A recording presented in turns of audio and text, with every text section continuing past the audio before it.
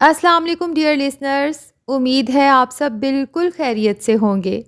پیش خدمت ہے آپ کے پسندیدہ ناول عشق کا شین کی ایپیسوڈ نمبر 46۔ ایک تو وہ بنیادی غلطی ہے جو ہم انفرادی طور پر کرتے ہیں اور وہ بہت عام ہے۔ ہمیں کچھ ملے تو ہم دینے والے ہاتھ کو دیکھتے ہیں، اللہ کو ہم دیکھ نہیں سکتے، اس لیے سوچتے بھی نہیں، سوچیں تو تب جب وہ ہماری روح میں اترا ہوا ہو تو ہم ظاہری طور پر دینے والے کا احسان مانتے ہیں۔ ہم یہ نہیں سوچتے کہ دینے والا ہاتھ بھی اللہ کا بنایا ہوا ہے اور جو چیز دی گئی وہ بھی اللہ کی ہے، اور اللہ کا حکم نہ ہوتا تو وہ دینے والا ہاتھ بھی ہماری طرف نہیں بڑھتا، ہم پر مہربان نہ ہوتا۔ یہی غلطی ہم اجتماعی طور پر بھی کرتے ہیں۔ 25 سال ہو گئے پاکستان بنے ہوئے، میں جس کے منہ سے سنتا ہوں یہی سنتا ہوں کہ پاکستان قائد اعظم نے بنایا۔ کوئی کہنا تو دور کی بات، یہ سوچتا بھی نہیں کہ یہ اللہ کی عطا کی ہوئی بے مثال نعمت ہے۔ اس کی خوبصورتی دیکھو، اس کے وسائل دیکھو، اور زمین میں چھپے خزانوں کا تو ہمیں علم ہی نہیں۔ یہ رویہ ایک طرف اللہ سے دور کرتا ہے اور دوسری طرف اجتماعی ناقدری کو فروغ دیتا ہے، اور یاد رکھو ناقدری بدبختی کا پیش خیمہ ہوتی ہے۔ آخری بات سن کر عبدالحق کے خوف سے رونگٹے کھڑے ہوئے۔ اس نے دل میں اللہ سے پناہ مانگی۔ ابھی تو ملک 2 لخت ہوا ہے، کیا خدا نخواستہ یہ بدبختی کا آغاز ہے؟ لوگ تو کچھ بھی نہیں سمجھتے۔ مسعود صاحب نے اپنی بات جاری رکھی۔ میں نے سب کچھ کھلی آنکھوں سے دیکھا اور اللہ کے فضل سے سب کچھ سمجھا ہے۔ پاکستان کا قیام معجزہ ہے، اس میں کوئی شک نہیں، لیکن پاکستان کا قائم رہنا اس سے بھی بڑا معجزہ ہے۔ میں جانتا ہوں کہ تقسیم ہند کے دوران صرف پاکستان کی تشکیل کے معاملے میں ہی نہیں بلکہ دونوں ملکوں کے درمیان دولت اور وسائل کی تقسیم میں حد درجہ بے انصافی کے ذریعے سازش کی گئی۔ مقصد صرف پاکستان کو ناکام بنانا تھا۔ وہ سمجھتے تھے کہ مسلمان ہندوؤں کے سامنے ہاتھ جوڑ کر کھڑے ہو جائیں گے کہ ہمیں دوبارہ ہندوستان میں شامل کر لو، اور یقین کرو بیٹے کہ جو ظاہری حالات تھے ان میں ایسا نہ ہونا بھی بڑا معجزہ ہے، اور ہم جانتے ہیں کہ معجزے صرف اللہ کی طرف سے ہوتے ہیں، اور اللہ کا شکر کہ ایسا نہیں ہوا۔ ہو جاتا تو مسلمانوں کے مقدر میں ہندوؤں کی غلامی کے سوا کچھ نہ ہوتا۔ تمہیں تو معلوم ہے، کسی حد تک تم نے بھی دیکھا ہے پاکستان کی معاشی اور اقتصادی صورتحال کیسی ابتر تھی۔ ہمیں ہمارے حق سے بھی بہت کم دینے کا وعدہ کیا گیا، پھر وہ وعدے بھی پورے نہ ہوئے، اس میں بھی ڈنڈی ماری گئی۔ مقصد بس پاکستان کو ناکام بنانا تھا، اور یہاں جو سیاسی صورتحال تھی، عدم استحکام تھا، وہ ان کے لیے اور خوشائن تھا۔ لیکن اللہ کے فضل و کرم سے 20 کی دہائی شروع ہوتے ہی پاکستان ہندوستان سے زیادہ خوشحال ہو گیا۔ پاکستانی روپے کی قیمت ہندوستانی روپے سے بڑھ گئی۔ افراط یہاں تھی، اشیاء یہاں سستی تھیں، روزگار یہاں بہت تھا، اور یہ سب کچھ صرف ایک مستحکم قوم کی وجہ سے تھا جو قیام پاکستان کے بعد پہلی بار پاکستان کو نصیب ہوئی تھی۔ اب ایک بات بتاؤں بیٹے، اکھنڈ بھارت ہندوؤں کا ایک ایسا خواب ہے جس سے وہ کبھی دستبردار نہیں ہوں گے۔ پاکستان انشاءاللہ اللہ کے فضل سے قائم رہے گا، لیکن ہندو اپنے اس خواب کی تعبیر کے لیے سازش کرتے رہیں گے، یہاں تک کہ تعبیر انشاءاللہ انہیں اکھنڈ پاکستان کی شکل میں ملے گی۔ پاکستان معاشی طور پر بھارت سے زیادہ مستحکم ہوا تو ان کی نیندیں اڑ گئیں۔ انہوں نے جنگ چھیڑ کر معیشت کو تباہ کرنا چاہا، لیکن اس میں بھی ناکام رہے۔ پھر انہوں نے ڈپلومیٹ محاذ پر کام شروع کیا، ہماری کوتاہیوں اور تقسیم ہند کی پیدا کی ہوئی جغرافیائی کمزوریوں اور مشرقی پاکستان کے احساس محرومی کو ایکسپلائٹ کیا۔ افسوسناک بات یہ ہے کہ ہمارے بعض سیاستدان بھی ان کے ایجنٹ بن گئے۔ اس کے نتیجے میں پاکستان 2 لخت ہوا۔ میں دعوے سے کہتا ہوں کہ حمود الرحمن کمیشن یا تو اپنا کام ہی مکمل نہیں کر سکے گا، اور کر لیا تو اس کی رپورٹ کم از کم عوام کے سامنے کبھی نہیں آئے گی۔ لوگ برسوں دھوکہ کھاتے رہیں گے۔ پاکستان کو جو خوشحالی نصیب ہوئی وہ اللہ کا فضل تھا، لیکن دنیاوی اور ظاہری اسباب بھی ہوتے ہیں نا، تو اس خوشحالی میں ایک مستحکم قوم اور ملک و قوم سے محبت کرنے والی مخلص اور ایماندار بیوروکریسی کا اہم کردار تھا، لیکن اب ایسا لگتا ہے کہ دونوں سے چھٹکارا پایا جا رہا ہے۔ لیکن چچا جان، جمہوریت کی بھی تو اہمیت ہے، عبدالحق نے پہلی بار زبان کھولی۔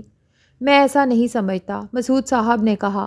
یہ لوگ تو بیوقوف بنانے والی چیز میرے خیال میں مسلمانوں کے لیے ہے ہی نہیں، نہ عوام الناس کے لیے ہے اور نہ ہی لیڈروں کے لیے۔ لیکن کیوں؟ جمہوریت نہیں ہوگی تو آمریت ہوگی یا بادشاہت؟ عبدالحق نے اعتراض کیا۔ جس بادشاہ میں خوف خدا ہو اس میں کیا برائی ہے؟ لیکن بادشاہ بننے کے بعد خوف خدا کتنے لوگوں میں رہ جاتا ہے؟ یہ بات تمہاری ٹھیک ہے، لیکن میں مزاج کی بات کر رہا ہوں۔ ان 25 برسوں میں ہم نے جمہوریت دیکھی تو ہے، سیاسی جوڑ توڑ اور حمایت کی خرید و فروخت کے سوا کیا تھا اس میں؟ نتیجہ یہ کہ آئے دن حکومتیں بدلتی تھیں، دنیا بھر میں تمسخر کا نشانہ بن کر رہ گئے تھے ہم۔ آپ کا مطلب ہے کہ ہماری قوم کا مزاج جمہوری ہے ہی نہیں؟ ہاں، اور یہ حقیقت ہے۔ عام لوگوں کو دیکھو، ذرا سے اختلاف پر لڑنے لگتے ہیں۔ مسلمانوں کی تاریخ مناظروں سے بھری پڑی ہے۔ کوئی ایک مثال بتا دو کہ کسی مناظرے کا مثبت نتیجہ نکلا ہو، آخر میں دونوں فریق اپنے نقطۂ نظر پر اٹل اور حامیوں کے درمیان مار پیٹ، سر پھٹوں۔ بھائی، سیاسی لوگوں میں اختلاف تو ہوتا ہے، اس پر بات ہوتی ہے اور دلیل سے ہوتی ہے، معقولیت سے سنی جاتی ہے، کوئی کسی کی بات تسلیم بھی کرتا ہے، کبھی دونوں فریق اپنے اپنے موقف میں لچک پیدا کرتے ہیں، کچھ سمجھوتے کرتے ہیں، بعض اوقات کوئی صرف رفع شر کی خاطر مصلحت سے کام لیتے ہوئے دوسرے کی بات مان لیتا ہے، لیکن ایسا صرف اصولی اختلاف کی صورت میں ہوتا ہے اور ملک و قوم کے مفاد میں ہوتا ہے۔ جہاں دو فریقوں میں اختلاف صرف اقتدار پر ہو، وہاں کوئی سمجھوتا نہیں ہوتا۔ اپنے ہاں کی مثال دیکھ لو، جمہوریت کے لیے الیکشن ہوا، عوامی لیگ نے قومی اسمبلی میں اکثریت حاصل کی، اب دوسری اکثریتی پارٹی کو کیا حق ہے کہ وہ اکثریتی پارٹی کو مجبور کرے کہ وہ اسے اقتدار میں شریک کرے؟ بھائی، مرکز میں حکومت بنانا ان کا حق ہے، وہ انہیں ملنا چاہیے، اور وہ بھی غیر مشروط طور پر۔ آپ کی صوبے میں اکثریت ہے تو آپ وہاں حکومت بنا لیں، یہی جمہوریت ہے۔ لیکن ہوا کیا؟ بھٹو صاحب کی باتیں اخبارات کی شہ سرخیوں کی صورت میں ریکارڈ پر موجود ہیں۔ قومی اسمبلی کے اجلاس میں شرکت کے لیے ڈھاکہ جانے والوں کی ٹانگیں توڑ دی جائیں گی، اور آگے فرمایا، ادھر ہم ادھر تم۔ یہ پاکستان کی سب سے بڑی جمہوری پارٹی کے نہایت اعلیٰ تعلیم یافتہ سربراہ کا فرمان ہے، جس کا نعرہ ہے جمہوریت ہماری سیاست ہے۔ اب ان سے کوئی پوچھے کہ کیا آپ کا یہ طرز عمل جمہوری ہے؟ جمہوری کیا، یہ رویہ تو سیاسی بھی نہیں ہے، کیونکہ اب انہوں نے ادھر ہم ادھر تم کا نعرہ لگایا تو گویا ملک توڑنے کی نہ صرف دعوت دی بلکہ اپنی طرف سے اعلان بھی کر دیا، اور یہ ملک سے غداری ہے۔ کوئی سیاست دان اتنا بیوقوف نہیں ہو سکتا۔ میرے خیال میں بھٹو صاحب سیاست دان بھی ہیں اور بیوقوف بھی نہیں ہیں۔ ہو سکتا ہے ایسا ہی ہو، لیکن اقتدار کی شدید ترین خواہش نے انہیں کچھ بھی نہیں رہنے دیا۔ انہوں نے سمجھ لیا کہ مشرقی پاکستان کے پاس اکثریت ہے، لہٰذا انہیں کبھی چانس نہیں ملے گا۔ جو بات مجھ جیسا سادہ اور غیر سیاسی آدمی سمجھ سکتا ہے، یہ ممکن نہیں کہ ان جیسا زیرک سیاست دان نہ سمجھ پائے۔ کون سی بات؟ یہی کہ جب کوئی پارٹی حکومت بناتی ہے تو اس کی مقبولیت میں کمی کا آغاز ہوتا ہے، عوام کو اس سے شکایت ہوتی ہے جو بڑھتی جاتی ہے، ادھر اپوزیشن کی مقبولیت بڑھتی ہے۔ یہ جمہوریت کا اصول ہے۔ بھٹو صاحب مجیب کو حکومت بنانے دیتے اور مشرقی پاکستان میں اپنی پارٹی کی رکنیت سازی کرتے، عوام سے رابطہ ہوتا اور 5 سال میں کم سے کم بھی اتنا ضرور ہوتا کہ عوامی لیگ اکثریت بہرحال حاصل نہ کر پاتی، اور یہ بھی ممکن تھا کہ اگلے انتخابات میں پیپل پارٹی اکثریت حاصل کر لیتی۔ واقعی؟ تو بھٹو صاحب نے ایسا کیوں نہیں کیا؟ وہ اتنا انتظار نہیں کر سکتے تھے، انہیں فوری اقتدار چاہیے تھا۔ یہ تو بہت برا کیا انہوں نے، مگر اقتدار تو مل گیا نا انہیں، اور اب وہ جو کر رہے ہیں وہ اور زیادہ برا ہے۔ آپ کا اشارہ کس طرف ہے؟ اب وہ بس ایک ہی کوشش کر رہے ہیں، اپنے اقتدار کو مستحکم کرنے کی، بلکہ دوام بخشنے کی، اور اس کوشش میں وہ دانستہ یا نادانستہ طور پر ان اداروں کو نقصان پہنچا رہے ہیں جو ملک کے استحکام اور ترقی کے ضامن ہیں۔ فوج کو وہ اپنے اقتدار کے لیے سب سے بڑا خطرہ سمجھتے ہیں، اس لیے وہ سب سے پہلے فوج پر حملہ آور ہوئے۔ اخبارات میں یحییٰ خان کے بارے میں جو داستانیں شائع ہوئیں اس میں کوئی شک نہیں کہ وہ افسانہ نہیں تھیں، کہیں مبالغہ آرائی ضرور ہوئی ہوگی، لیکن بہرحال یحییٰ خان فوج کے لیے کوئی قابل فخر جنرل ہرگز نہیں تھے۔ ان کے بارے میں جان کر صرف محمد شاہ رنگیلا کا خیال ذہن میں آتا ہے، لیکن ایک فرد کی ذاتی کمزوریوں سے بہرحال ادارے رسوا نہیں ہوتے۔ سقوط ڈھاکہ کے بعد فوجیوں کے ہتھیار ڈالنے کی ویڈیو ٹی وی پر دکھا کر فوج کو ذلیل کرنے کی ضرورت نہیں تھی۔ فوج پر دباؤ بڑھانے کی خواہش میں بھٹو صاحب ضرورت سے زیادہ آگے چلے گئے۔ وہ اچھے سیاستدان ہوتے تو اس کی بجائے فوج کا مورال بلند کرنے کی کوشش کرتے۔ فوج ان کی احسان مند بھی ہوتی اور حکومت کا کام سیاستدانوں پر چھوڑ کر خود عزت سے اپنے وقار بحال کرنے میں لگ جاتی، مگر مسلسل تذلیل کے نتیجے میں اب میرے خیال میں فوج میں پیپل پارٹی کے لیے معاندانہ جذبات ابھر رہے ہیں، اور بھٹو صاحب کے اقدامات کے نتیجے میں یہ جذبات بڑھتے ہی رہیں گے، اور یہ ملک و قوم کے مفاد میں نہیں ہے۔ آپ نے پاکستان کی خوشحالی کے دو بڑے اسباب کی بات کی تھی، تو مستحکم قوم تو اب موجود ہے؟ مجھے تو نظر نہیں آتا، مسعود صاحب نے سرد آہ بھر کر کہا۔ بھٹو صاحب کا طرز حکمرانی جمہوری ہرگز نہیں ہے، یہ تو شخصی آمریت کا معاملہ لگتا ہے۔ اس کے آثار نظر آنے لگے ہیں۔ پیپل پارٹی بنانے والے نظریاتی لوگ آہستہ آہستہ پس منظر میں جا رہے ہیں، انہیں نظر انداز کیا جا رہا ہے۔ ان کے ہوتے ہوئے ون مین شو نہیں چل سکتا، یا تو وہ نکال دیے جائیں گے یا پارٹی چھوڑنے پر مجبور کر دیے جائیں گے۔ بھٹو صاحب پاکستان میں اب تک کے مضبوط ترین اور مقبول ترین سیاستدان کے طور پر سامنے آئے ہیں۔ وہ مثال ہیں جو آگے بڑھے گی، اور وہ اچھے سیاستدان نہیں ہیں، صرف مقبولیت سے کچھ نہیں ہوتا۔ اس لیے میرا خیال ہے کہ آئندہ 50 سال تک تو پاکستان میں مستحکم جمہوری حکومت قائم نہیں ہو سکتی۔ ہاں، فوجی حکومت مستحکم ہو سکتی ہے۔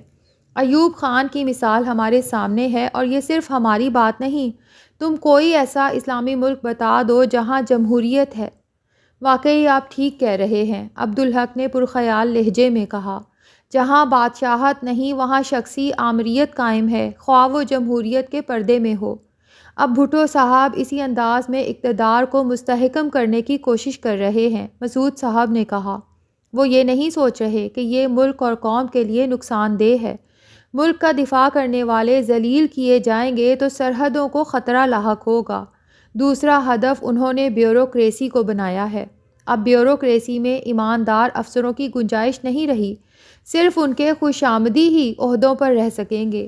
تمہیں تو معلوم ہے کہ اہل افسر کس کس طرح سے حکومت کی رہنمائی کرتے ہیں، اسے غلط اور نقصان دہ فیصلوں سے بچاتے ہیں۔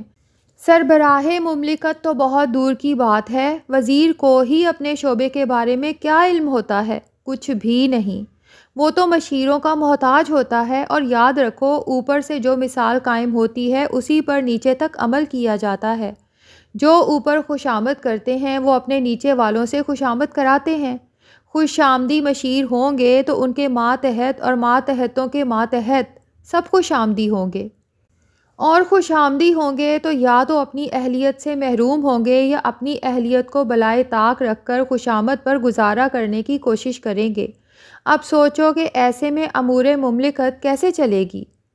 ایوب خان فوجی آدمی تھے، معیشت کے بارے میں کیا جانتے تھے؟ لیکن انہوں نے لائق اور ایماندار لوگوں کو اکٹھا کیا، پھر ان کے مشورے سنے اور ان پر عمل کیا۔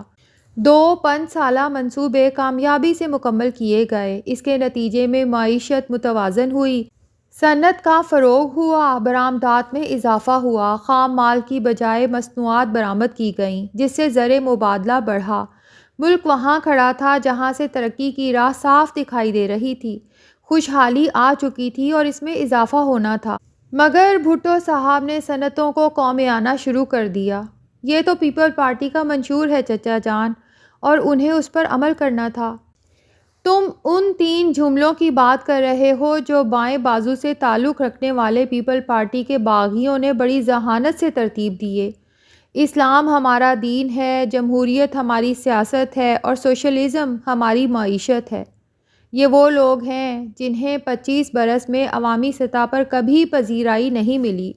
انہوں نے سمجھ لیا کہ اس ملک میں نمازی چاہے 10% بھی ہوں لیکن عوام اسلام کے خلاف کوئی معمولی سی بات بھی برداشت نہیں کریں گے۔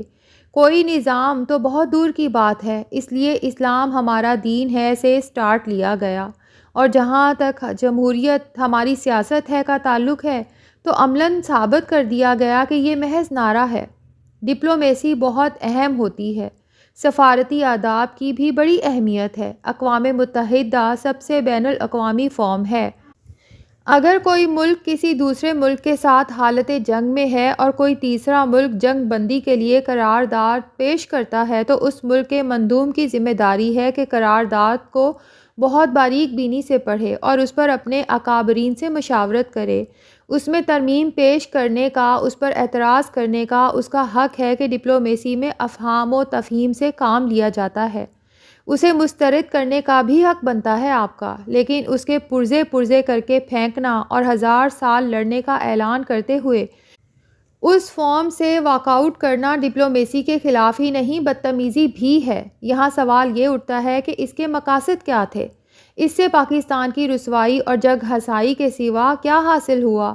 اگر آپ وہ قرارداد منظور کر لیتے تو آپ کی فوج ریکارڈ تعداد میں ہتھیار ڈالنے کی ذلت سے بچ جاتی۔ تو کیا یہ ذلت دانستہ طور پر کمائی گئی؟ ایسے بہت سے سوال ہیں لیکن پوچھنے والا کوئی نہیں، اور اسمبلی کے منتخب اراکین کے لیے اسمبلی کے افتتاحی اجلاس میں شرکت کرنا لازم ہے۔ جمہوریت کی روح یہ ہے کہ اگر آپ کو کسی پارٹی سے کوئی اختلاف ہے تو آپ اسمبلی میں بیٹھ کر اس پر بات کریں۔ اس کے باوجود آپ اس کا بائیکاٹ کرتے ہیں تو بھی گوارا، لیکن اگر آپ اسمبلی میں جانے والوں کی ٹانگیں توڑنے کا اعلان کرتے ہیں تو یہ لب و لہجہ، یہ انداز جمہوریت کی صرف نفی نہیں تذلیل کرتا ہے۔ اس کے بعد آپ کیسے کہہ سکتے ہیں کہ جمہوریت آپ کی سیاست ہے؟ اور اگر سوشلزم آپ کی معیشت ہے تو پھر آپ کو اپنے پہلے نعرے سے دستبردار ہو جانا چاہیے، کیونکہ اسلام میں ریاست کوئی کاروباری ادارہ نہیں۔ ریاست افراد کے وسائل اور ان کے کاروبار پر قبضہ نہیں کر سکتی۔ ہر شخص کو کاروبار کا حق ہے، مالدار بننے کا حق ہے، بس اسے اسلامی ٹیکس ادا کرنے ہوں گے۔ غریب، نادار، محروم اور مسکین لوگوں کے لیے اسے صدقات اور خیرات کی تلقین بھی کی گئی ہے اور ترغیب بھی دی گئی ہے۔ اللہ نے ان سے بہت بڑھا کر اجر دینے کا وعدہ فرمایا ہے۔ چلیں آپ ریاستی اخراجات کے لیے ان پر انکم ٹیکس بھی لگا دیجئے، لیکن اسلام ریاست کو افراد کے کاروبار، ان کی ملیں اور کارخانے سرکاری تحویل میں لینے کا حق نہیں دیتا۔ یہ ہے پیپل پارٹی کا منشور۔ لیکن چچا جان، بائیں بازو والوں کے پاس اس کے لیے کوئی پلاننگ تو ہوگی جس سے عام لوگ خوشحال ہوں اور ملک کی معیشت اور مستحکم ہو سکتا ہے کہ ایسا ہو، لیکن اس پر عمل نہیں ہوگا۔ میرا دعویٰ ہے کہ زیادہ سے زیادہ 2-3 سال میں وہ تمام لوگ یا تو بھٹو صاحب کے خوش آمدی بن جائیں گے یا دودھ میں سے مکھی کی طرح نکال کر پھینک دیے جائیں گے۔ یہ اصل میں 2 طرفہ کھیل تھا۔ بھٹو صاحب بڑے جاگیردار ہیں، بادشاہوں کا سا مزاج رکھتے ہیں۔ بائیں بازو والے بھٹو صاحب کی کرشماتی شخصیت کو استعمال کرنا چاہتے تھے اور بھٹو صاحب کو ان سے آئیڈیاز اور عوامی نعرے درکار تھے۔ لیکن ٹرپ کے سارے پتے بھٹو صاحب کے پاس ہیں۔ بھٹو صاحب کو اب ان لوگوں کی ضرورت نہیں۔ تو بھٹو صاحب اداروں کو قومیاں کیوں رہے ہیں؟ اپنے اقتدار کو مستحکم کرنے کے لیے عام لوگوں کو احسان مند بنا کر اپنے ووٹ بینک کو مستحکم کرنا ہے۔ اس کے لیے انہیں ملازمتیں دینی ہیں۔ صرف سرکاری ملازمتیں تو ناکافی ہوں گی۔ قومیائے گئے اداروں میں بڑے اور اہم لوگوں کو بڑے عہدے ملیں گے۔ کارکنوں اور حامیوں کو خوش کرنے کے لیے کھپانا ہوگا۔ اس کے لیے وہ با اختیار لوگ ضرورت نہ ہونے کے باوجود ملازمتیں فراہم کریں گے، لیکن اس کے نتیجے میں ان اداروں کو منافع ہوگا، ظاہر ہے، اور وہ بتدریج کمزور ہوتے جائیں گے اور ملکی معیشت پر اثر پڑے گا۔ بالکل پڑے گا۔ یہ تو ملک کے لیے نقصان دہ ہے۔ مشرقی پاکستان کی علیحدگی سے معیشت پر ویسے ہی برا اثر پڑا ہے۔ معیشت تو خدا نخواستہ اب کمزور تر ہوتی جائے گی، لیکن ہمارا صنعتی ڈھانچہ الحمدللہ اتنا مضبوط ہے کہ 50 سال میں بھی تباہ ہونے والا نہیں، ورنہ تو میرے خیال میں ملکی معیشت 10 سال میں ڈھیر ہو جاتی۔ دیکھو نا، پٹسن کی مصنوعات سے بھاری زر مبادلہ حاصل ہوتا ہے، اس سے ہم محروم ہو چکے ہیں۔ یہ سلسلہ روکنا تو بہت ضروری ہے، عبدالحق نے کہا۔ کون روکے گا اسے؟ مسعود صاحب کے لہجے میں چیلنج تھا۔ جمہوریت ہے تو عوام روکیں گے، طاقت کا سر چشمہ عوام ہیں، اور یہ ممکن نہیں۔ کیوں؟ ہم مسلمان واحد اللہ کے ماننے والے ہیں، شخصیت پرستی کی ہمارے ہاں گنجائش ہی نہیں، مگر تحریک پاکستان کے عرصے میں یہ بیماری ہمیں لاحق ہو گئی۔ چلو اس وقت تو مسلمانوں کے اتحاد کے لیے اس کی ضرورت تھی، لیکن بیماری اور خاص طور پر اجتماعی قومی بیماری پر جلدی قابو نہ پایا جائے تو وہ بڑھتی ہے اور بہت تیزی سے بڑھتی ہے۔ پاکستان بننے کے صرف 13 ماہ بعد قائد اعظم کا انتقال ہو گیا۔ یہ ہر لحاظ سے ملک کی بدقسمتی تھی۔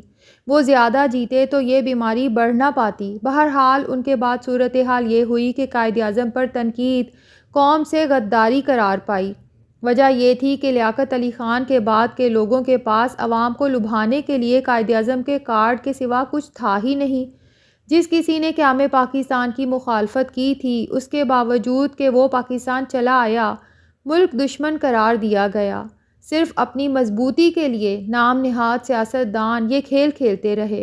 اس کے نتیجے میں جمہوری مزاج ڈیولپ ہی نہ ہو سکا۔ ملکی اور قومی معاملات میں بھی ذاتی پسند ناپسند غیر ضروری طور پر اہم ہو گئی۔ پھر جب تمام سیاستدانوں نے اپنی نااہلی تسلیم کرتے ہوئے جب محترمہ فاطمہ جناح کو ایوب خان کے مقابلے میں صدارتی انتخابات لڑایا تو یہ مرض اور تیزی سے بڑھا۔ سب جانتے ہیں کہ الیکشن میں دھاندلی نہ ہوتی تو محترمہ جیت جاتی۔ اس کے بعد کیا ہوتا، اس کا اندازہ کوئی نہیں لگا سکتا۔ بہرحال ایسا ہوا نہیں، لیکن یہ بہت بری مثال قائم کر دی گئی، کیونکہ محترمہ نہ تو کوئی سیاسی شخصیت تھیں اور نہ ہی ملکی امور کو سمجھنے اور چلانے کی اہلیت رکھتی تھیں۔ ان کی بس ایک ہی خوبی تھی کہ وہ قائد اعظم کی بہن تھیں اور عوام کے نزدیک انہیں صدر پاکستان منتخب کرنے کے لیے ایک یہی بات کافی تھی۔ یہ ہے عوام کا جمہوری شعور۔ عبدالحق میاں، ہم اللہ واحد لا شریک پر ایمان رکھنے والے نبی کریم صلی اللہ علیہ وآلہ وسلم کے امتیوں نے بڑی بھیانک کمزوری پال لی ہے۔ ہم شخصیات کی محبت اور عقیدت میں پرستش کی حد تک آگے چلے جاتے ہیں۔ ہمیں محبت کا سلیقہ ہی نہیں۔ ہم نہیں سمجھتے کہ ہر انسان میں کمزوریاں اور خامیاں بھی ہوتی ہیں۔ اس کے ساتھ نفس بھی لگا ہوتا ہے، اس میں اخلاقی کمزوریاں بھی ہوتی ہیں۔ کوئی انسان کامل نہیں ہو سکتا۔ عبدالحق میاں، نعروں کی بڑی اہمیت ہے۔ سیاسی جماعتیں نعرے بناتی اور عوام کو دیتی ہیں، اور جتنی بلند آواز میں اور جتنا بڑا مجمع وہ نعرے لگاتا ہے، وہ اس سیاسی جماعت کی مقبولیت کا پیمانہ ہوتا ہے۔ مسلم لیگ کے ابتدائی نعرے لے کے رہیں گے پاکستان، اور پاکستان کا مطلب کیا، لا الہ الا اللہ تھے۔ یہ آئیڈیلز کی نشاندہی کرتے تھے۔ پھر پاکستان زندہ باد آیا، یہ پاکستان سے محبت کا اظہار تھا۔ پھر قائد اعظم زندہ باد آیا، یہاں سے شخصیت پرستی شروع ہو گئی۔ نعروں سے بہت کچھ سمجھا جا سکتا ہے بیٹے۔ پیپل پارٹی نے جو نعرہ دیا ہے وہ ہے جیے بھٹو، اور اس نعرے کی مقبولیت بتاتی ہے کہ ہماری اجتماعی اور قومی بیماری بڑھ گئی ہے۔ قائد اعظم کے لیے جو نعرے لگے، ان کے پیچھے پاکستان کی محبت کار فرما تھی۔ پاکستان کا حوالہ تھا، ایک نظریہ تھا، لیکن جیے بھٹو کے پیچھے کوئی نظریہ نہیں، اس کے پیچھے پاکستان کی محبت بھی نہیں۔ حد یہ ہے کہ اس کے پیچھے پیپل پارٹی بھی نہیں۔ گویا اہمیت نہ سیاسی پارٹی کی ہے نہ ملک کی، صرف ایک شخص اہم ہے۔ شخصیت پرستی اس حد تک بڑھ جائے تو جمہوریت کہاں پنپ سکتی ہے؟ ایسے میں تو شخصی آمریت جنم لیتی ہے، اور ہم اس طرف بڑھ رہے ہیں۔ آپ ٹھیک کہہ رہے ہیں چچا جان، میں خود انہی خطوط پر سوچتا رہتا ہوں، عبدالحق نے گہری سانس لے کر کہا۔ لیکن ظاہر ہے آپ کا تجربہ بہت وسیع ہے، مشاہدات بہت زیادہ ہیں۔ ایک عمر گزاری ہے آپ نے، میں اتنی گہرائی میں جا کر نہیں سوچ سکتا۔ وہ خاموش ہوا اور چند لمحے سوچتا رہا، پھر بولا، لیکن شخصی آمریت میں بھی سیاسی استحکام تو ہوتا ہے، جو بہرحال ملک کے لیے فائدہ مند اور ترقی کا ضامن ثابت ہو سکتا ہے۔ ہاں ہو سکتا ہے، مگر اس کے لیے ضروری ہے کہ امور مملکت اہل ترین لوگوں کو سونپے جائیں تاکہ ملک ترقی کرے اور خوشحالی ہو۔ اس کے برعکس ہوگا تو عوام میں بے چینی پیدا ہوگی، پھر بات شورش تک پہنچ جائے گی، بدامنی ہوگی تو یا تو خونی انقلاب آئے گا یا فوجی انقلاب۔ اسی لیے آمریہ اہتمام کرتے ہیں۔ اصل میں سسٹم یہ ہے کہ حکومت کے پاس قوت عمل اور وسائل ہوتے ہیں، لیکن سمت نہیں ہوتی۔ اپنے اپنے شعبے کے ماہر سوچنے والے دانشور لوگ سمت فراہم کرتے ہیں۔ وہ حکومت کی کامیابی کے ضامن ہوتے ہیں، اور حکومت وہ کامیاب ہوتی ہے جو عوام کو خوش اور مطمئن رکھ سکے، انہیں روزگار، باعزت زندگی اور ضروریات فراہم کر سکے۔ تو یہ کام تو بھٹو صاحب بھی کر سکتے ہیں۔ جس طرح سے وہ بیوروکریسی اور فوج پر حملہ آور ہوئے ہیں، اس سے ایسا نہیں لگتا طویل اقتدار کے لیے درست راستے کو چھوڑ کر وہ غلط راستے کی طرف بڑھ گئے ہیں۔ اہلیت رکھنے والوں کو تو بے عزت کر کے فارغ کیا جا رہا ہے۔ ایک بات یاد رکھو بیٹے، جب میرٹ کو خیر بات کہا جاتا ہے تو ایک نہیں کئی خرابیاں پیدا ہوتی ہیں، اور وہ بھی دور رس۔ ایسے میں کم اہل یا نا اہل لوگوں کے ہاتھ میں فیصلے کا اختیار چلا جاتا ہے، اور وہ غلط فیصلے کرتے ہیں، چاہے خلوص کے ساتھ کریں، اور ان فیصلوں کے نتائج پھیلتے ہوئے دور تک جاتے ہیں۔ پھر وسائل ان کے ہاتھ میں ہوتے ہیں اور نااہلی کی وجہ سے ان کا ضیاع ہوتا ہے۔ اس کے نتیجے میں معیشت کمزور ہوتی ہے۔ دوسری طرف آپ اہل لوگوں کو سائیڈ لائن کر کے ان کی رہنما صلاحیتوں سے ملک اور قوم کو محروم کرتے ہیں تو معاشرہ زوال پذیر ہوتا ہے۔ میرٹ چھوڑتے ہی کرپشن کا آغاز ہوتا ہے، اور کرپشن کتنی تیزی سے پھیلنے والی چیز ہے اس کا ہم تصور بھی نہیں کر سکتے۔ اقربا پروری کا فروغ ہوتا ہے۔ باصلاحیت لوگ اپنی صلاحیتوں کی طرف سے مایوس ہو کر حوصلہ ہار بیٹھتے ہیں۔ خوشامد، سفارش اور رشوت کو فروغ ہوتا ہے۔ سچ بولنے اور سننے کی خو دم توڑنے لگتی ہے۔ یہ سب کچھ قوموں کے لیے زوال کا سفر ہوتا ہے۔ اللہ ہم پر رحم فرمائے۔ میرٹ کو ترک کر دیا گیا ہے، یعنی کرپشن کا آغاز ہو گیا ہے۔ بالکل، اور زیادہ افسوسناک بات یہ ہے کہ جس انداز میں شروع ہوا ہے، ایک روایت کے طور پر آگے بڑھے گا، اور روایت کی جڑیں بہت گہری ہوتی ہیں۔ ابھی زور خوشامد اور سیاسی سفارش پر ہے، لیکن آگے جاتے جاتے اس میں رشوت کی مرکزیت قائم ہوگی، تب یہ بہت بری طرح پھیلے گا۔ یہ تو بہت بھیانک تصویر ہے چچا جان۔ عبدالحق کے لہجے میں افسردگی تھی۔ ایسا ہی ہے بیٹے، شخصیت پرستی کے بعد رشوت بھی بہت بڑی برائی ہے۔ اس سے معاشی ناہمواری پھیلتی ہے، اس سے مذہبی اور اخلاقی قدریں پیچھے چلی جاتی ہیں، اور مادہ پرستی بڑھتی چلی جاتی ہے۔ معاشرے سے قانون اور اصول رخصت ہونے لگتے ہیں۔ مال کی محبت اور اس کے حصول کی خواہش دیوانگی کی حد کو پہنچ جاتی ہے۔ ہم جانتے ہیں کہ دینے والا اللہ ہے، جسے چاہے فراخی عطا فرمائے اور جسے چاہے تنگی، لیکن مذہبی قدریں پیچھے چلی جائیں تو آدمی ظاہر میں کرپٹ ہو جاتا ہے۔ وہ دیکھتا ہے کہ جائز طریقے سے مال ہر آدمی اپنی اہلیت اور محنت کے مطابق حاصل کر پاتا ہے، مگر بغیر محنت کے کثیر مال حاصل کرنے کے طریقے بھی موجود ہیں۔ جو لوگ نچلی یا اوپری کسی بھی سطح پر کسی بھی طرح کا اختیار رکھتے ہیں، وہ اسے حصول مال کے لیے استعمال کرتے ہیں، اور حیثیت نہ ہونے کے باوجود خوشحال ہونے لگتے ہیں، اور معاشرے میں مسابقت بھی ہوتی ہے۔ دوسرے لوگ جن کے پاس کوئی ایسا اختیار نہیں ہوتا، وہ اپنی تمام ذہنی صلاحیتیں بغیر محنت کے کثیر مال حاصل کرنے کی ترکیبیں سوچنے میں لگا دیتے ہیں۔ یوں ذہنی صلاحیتیں بھی ضائع ہوتی ہیں، جو کہ قومی سرمایہ ہوتا ہے، اور دوسری طرف معاشی ناہمواری اور طبقاتی بعد میں اضافہ ہوتا ہے۔ محروم لوگوں میں احساس محرومی ہونا تو فطری ہے، لیکن دوسروں کی ناجائز خوشحالی ان کے احساس محرومی کو زخم بنا دیتی ہے۔ ان سب باتوں کے نتیجے میں معاشرہ کھوکھلا ہوتا چلا جاتا ہے، اللہ سے تعلق کمزور ہوتا چلا جاتا ہے، اللہ پر بھروسہ کرنے کی، اللہ سے مدد مانگنے کی خو ختم ہونے لگتی ہے، ایمان کمزور ہوتے چلے جاتے ہیں۔ اس قیمت میں تو جمہوریت ناقابل قبول حد تک مہنگی ہے۔ قیمت تو واقعی ناقابل قبول ہے، مگر جمہوریت تو پھر بھی نہیں ملے گی۔ کیا مطلب چچا جان؟ جمہوری ملکوں کو دیکھو تو پتہ چلے گا کہ جمہوریت میں وراثت نہیں ہوتی، پارٹی افراد سے بڑی ہوتی ہے اور مشاورت سے فیصلے کرتی ہے۔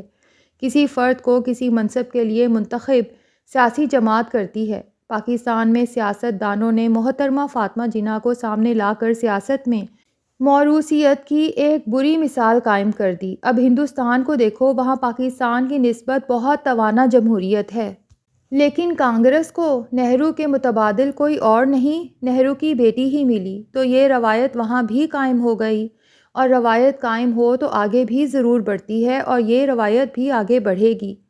مگر پاکستان میں تو اس کا کوئی امکان نظر نہیں آتا۔ میرا خیال ہے کہ بر صغیر کا ایک الگ مزاج ہے۔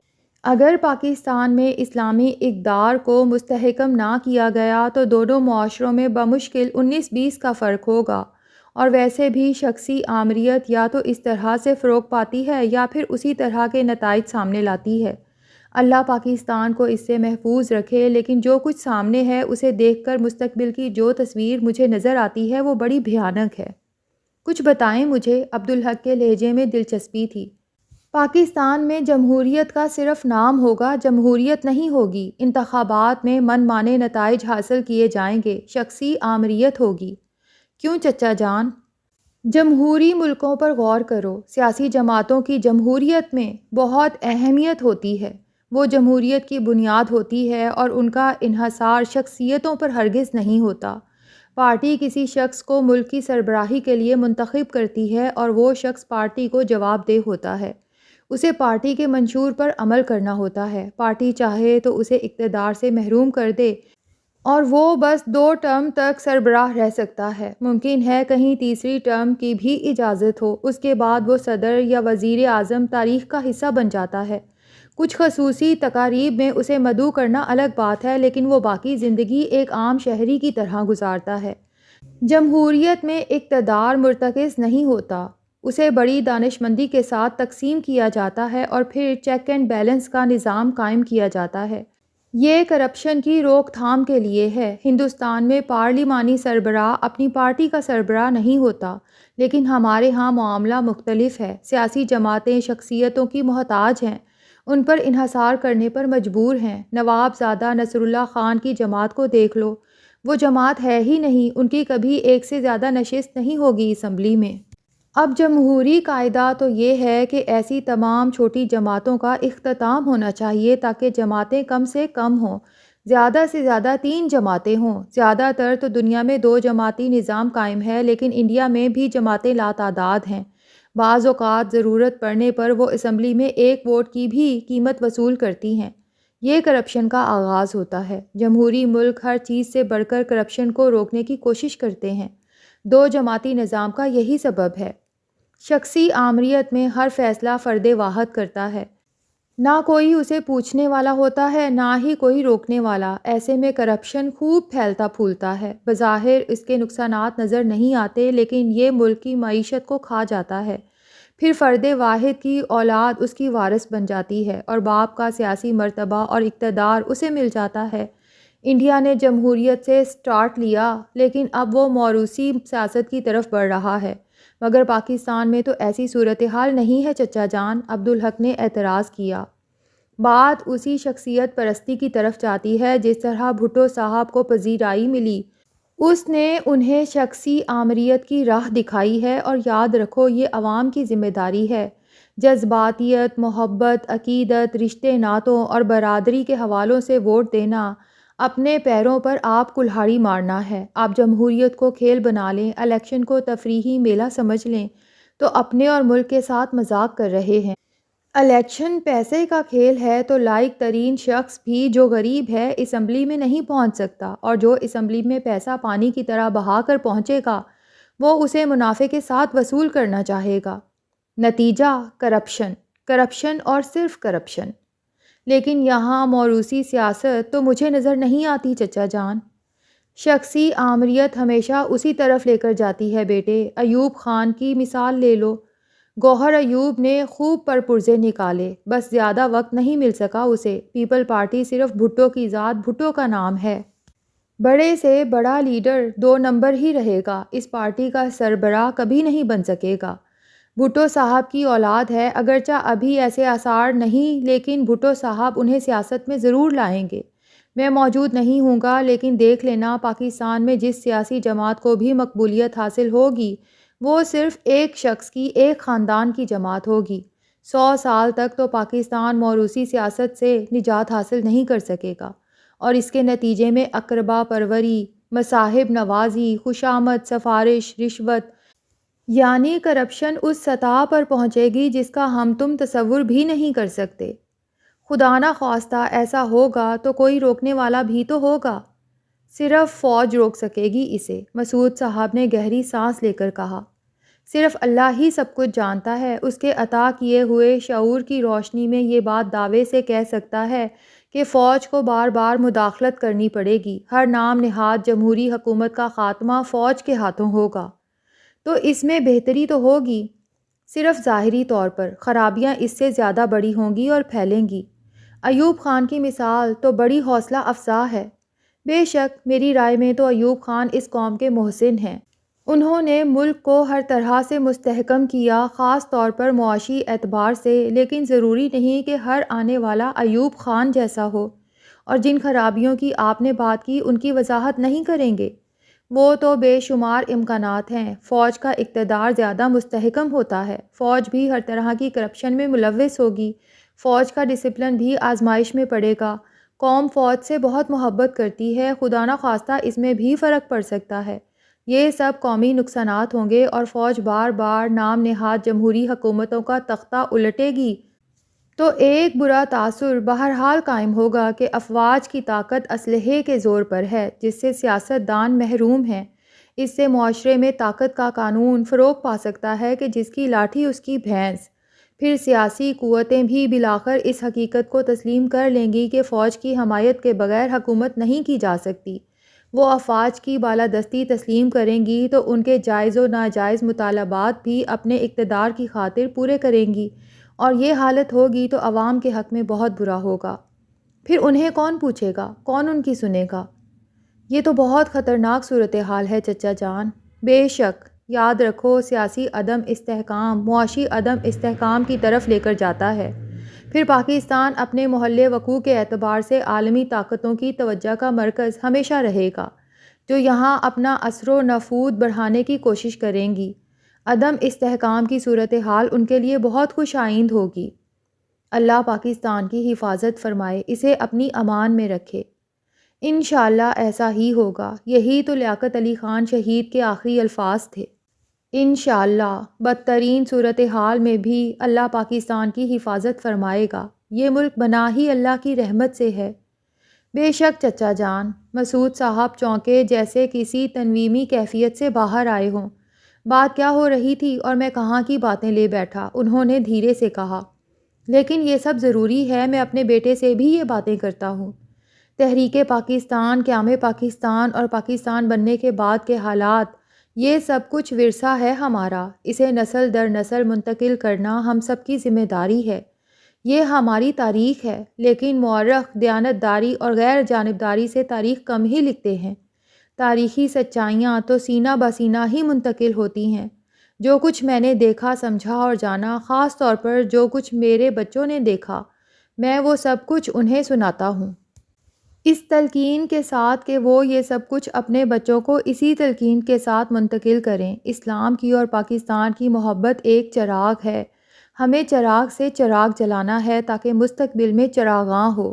پاکستان کی اہمیت اور قدر و قیمت وہی لوگ سمجھ سکیں گے جنہیں علم ہوگا کہ اس ملک کے لیے کتنی قربانیاں دی گئی ہیں۔ کورس میں پڑھائی جانے والی تاریخ تو حکمرانوں کے ساتھ تبدیل ہوتی رہے گی۔ پاکستان کی بقا اور ترقی کے لیے یہ ضروری ہے کہ ہماری ہر نسل پاکستان کے نظریے اور تاریخ سے واقف ہو۔ یہ نہ ہوا تو شہرازہ بکھر جائے گا۔ خدا نہ خواستہ۔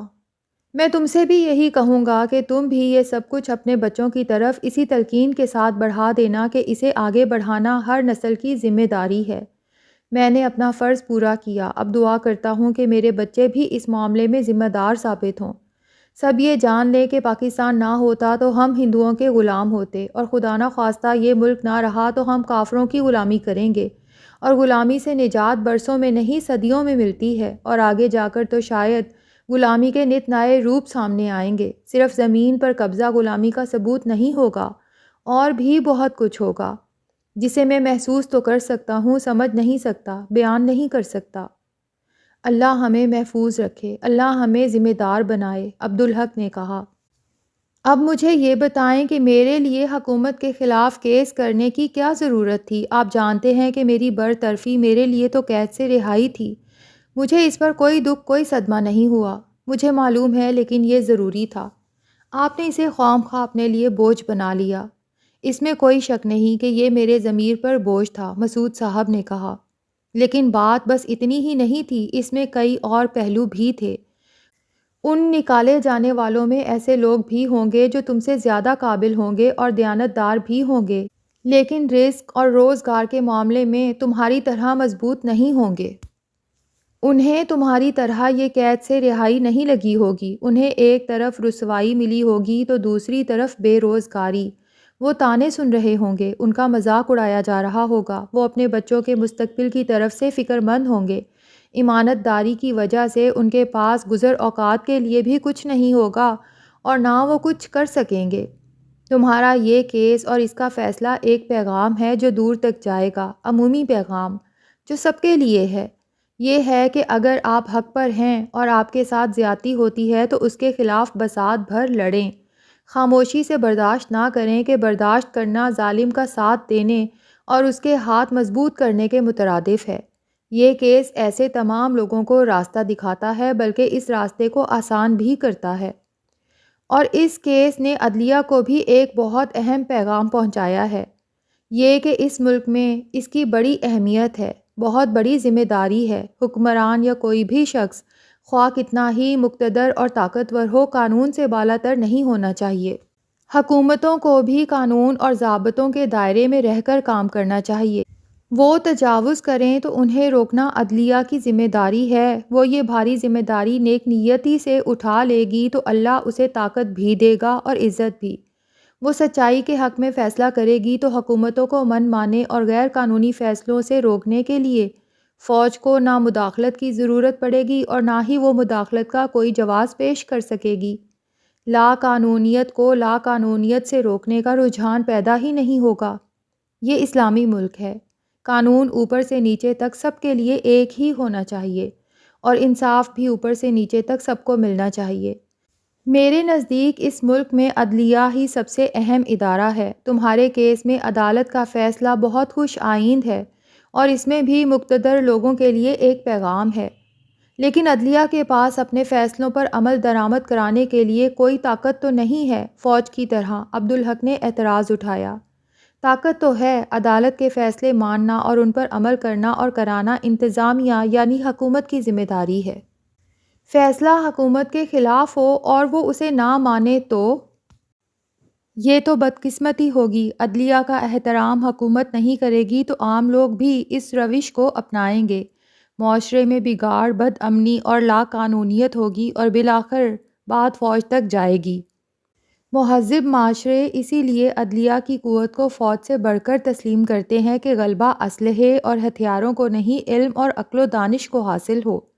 آخری فیصلہ غلط ہو تب بھی اسے ماننے کی روایت ہو تاکہ آئین اور قانون کی حکمرانی اور بالادستی ہو۔ لیکن جیسے بیوروکریسی پر حملہ ہوا ویسا ہی عدلیہ پر بھی تو ہو سکتا ہے، ججوں کو جبر کا شکار بھی تو بنایا جا سکتا ہے۔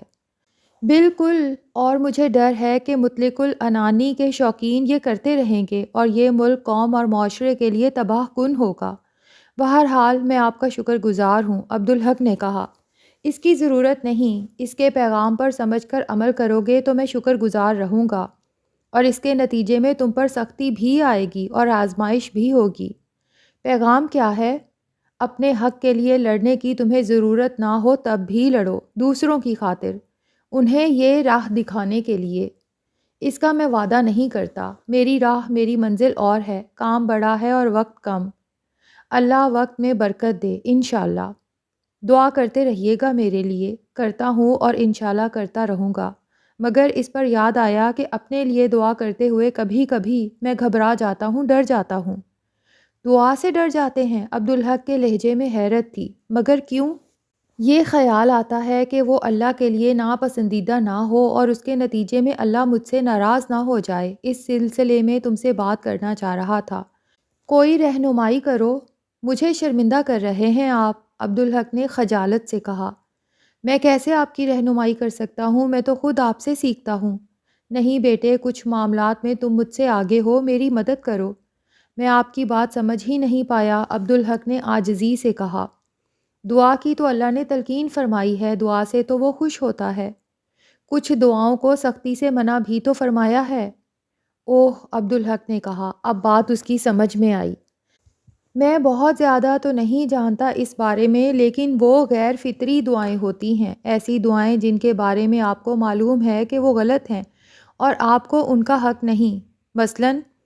مثلاً آپ سورج کے مغرب سے طلوع ہونے اور مشرق میں غروب ہونے کی دعا مانگیں، جبکہ آپ کو معلوم ہے کہ اللہ نے جو کائنات کا نظام قائم فرمایا ہے یہ اس کے خلاف ہے۔ اس کے علاوہ کسی حرام چیز یا اللہ کے منع کیے ہوئے کسی کام کے لیے دعا کریں۔ کوئی ایسی دعا کرنا جو آپ کے لیے یا دوسروں کے لیے دین، دنیا، آخرت اور معیشت کے لیے نقصان دہ ہو۔ مثلاً کوئی ضرورت مند دعا کرے کہ اسے اپنی ضرورت پوری کرنے کے لیے کسی سے روپیہ مل جائے، جبکہ اسے معلوم ہے کہ وہ اسے سود پر ملے گا اور اس کا ارادہ بھی سود پر قرض لینے کا ہو، یا جیسے کسی کا شرابی دوست شراب کی طلب سے بے حال ہو رہا ہو اور وہ اس کے لیے شراب کے حصول کی دعا کرے۔ دعا تو عبادت ہے، بندگی ہے چچا جان۔ دعا اللہ کے حضور اپنی عاجزی کا اظہار ہے، اللہ کی قدرت کا، اور اس بات کا اعتراف ہے کہ اللہ کے سوا کوئی مدد کرنے والا نہیں، کوئی کچھ دینے والا نہیں۔ دعا میں سرکشی اور نافرمانی تو بدبختی ہے۔ جبھی تو میں دعا کرتے ہوئے ڈرتا ہوں بیٹے کہ کہیں اللہ ناراض نہ ہو جائے۔ نہیں چچا جان، بس نیت اچھی ہونی چاہیے، عبدالحق نے کہا، اور اللہ تو سب کچھ جانتا ہے، نیتیں بھی اور بندوں کے دلوں میں چھپے ہوئے بھید بھی، اور وہ بہت معاف کرنے والا ہے۔ پھر بھی میں کوئی ایسی دعا کر بیٹھوں جو تقدیر سے، اللہ کی مشیت سے متصادم ہو تو گرفت تو ہوگی۔ تقدیر بندوں سے پوشیدہ ہے چچا جان، صرف اللہ جانتا ہے، اور مشیت کا کسی کو کیا پتہ۔ بندے کو تو جس چیز میں اپنی دنیا، دین، آخرت اور معیشت کی بہتری نظر آئے وہ اللہ سے مانگتا ہے۔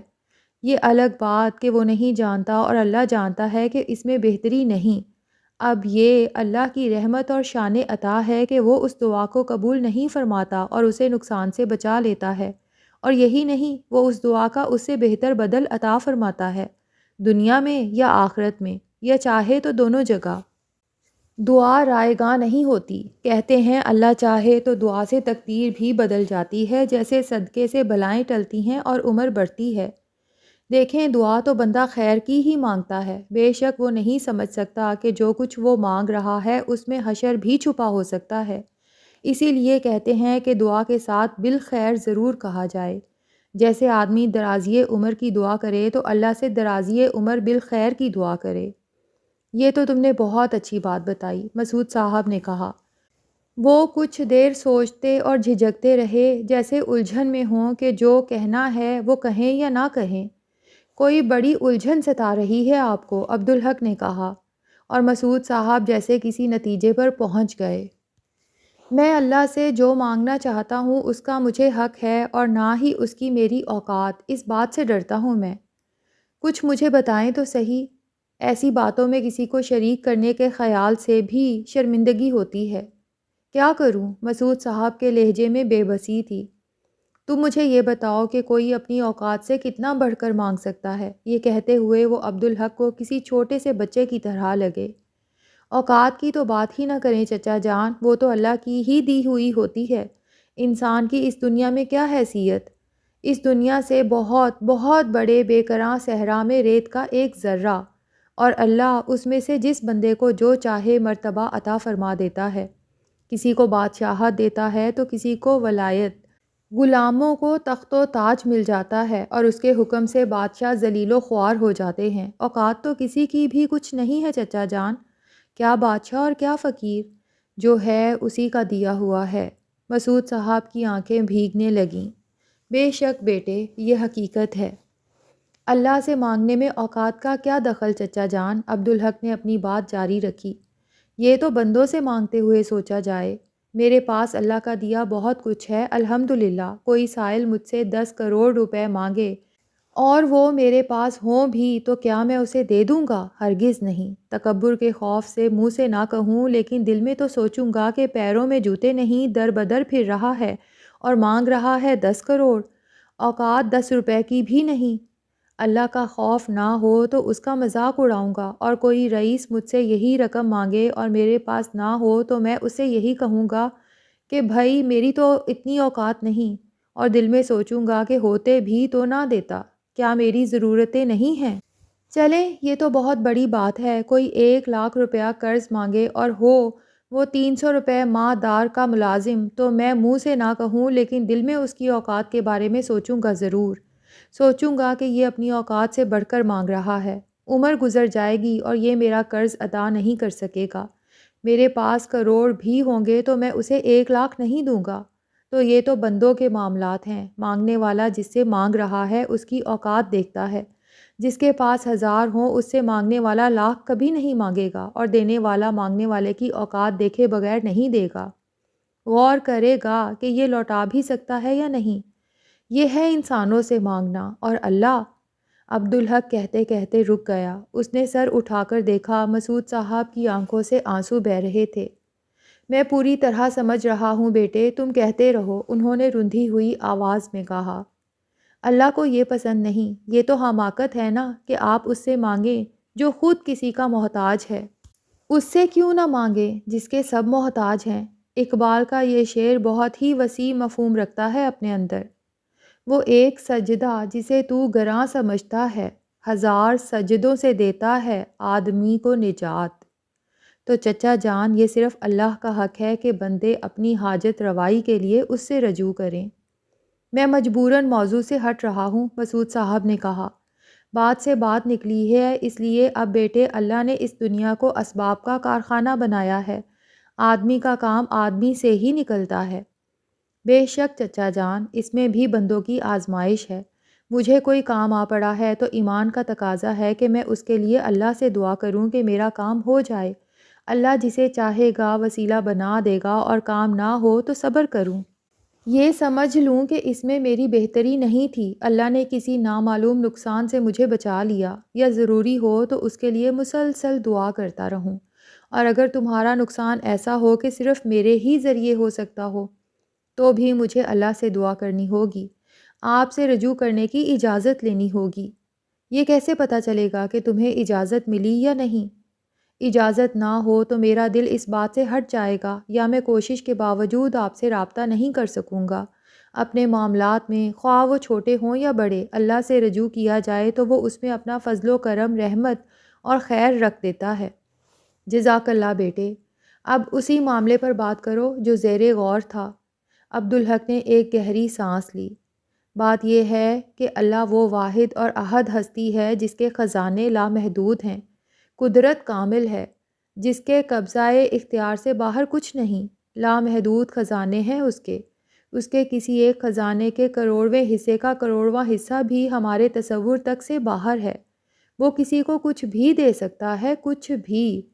عبدالحق نے زور دے کر کہا، ایک وہی تو ہے، صرف وہی تو ہے جس سے بندہ جو چاہے مانگ لے، وہی تو ہے جو مانگنے والے کی اوقات جانتا ہے اور اس کی اوقات کی پرواہ بھی نہیں کرتا کچھ دیتے ہوئے، اور چچا جان جسے ہم اوقات کہتے ہیں وہ اس کے لامحدود خزانوں میں سے ایک خزانہ ہے، اوقات بھی وہی دیتا ہے، ورنہ ریت کے ایک بے نشاں ذرے کی حیثیت ہی کیا ہے، اور وہ بغیر مانگے بھی بہت کچھ دے دیتا ہے۔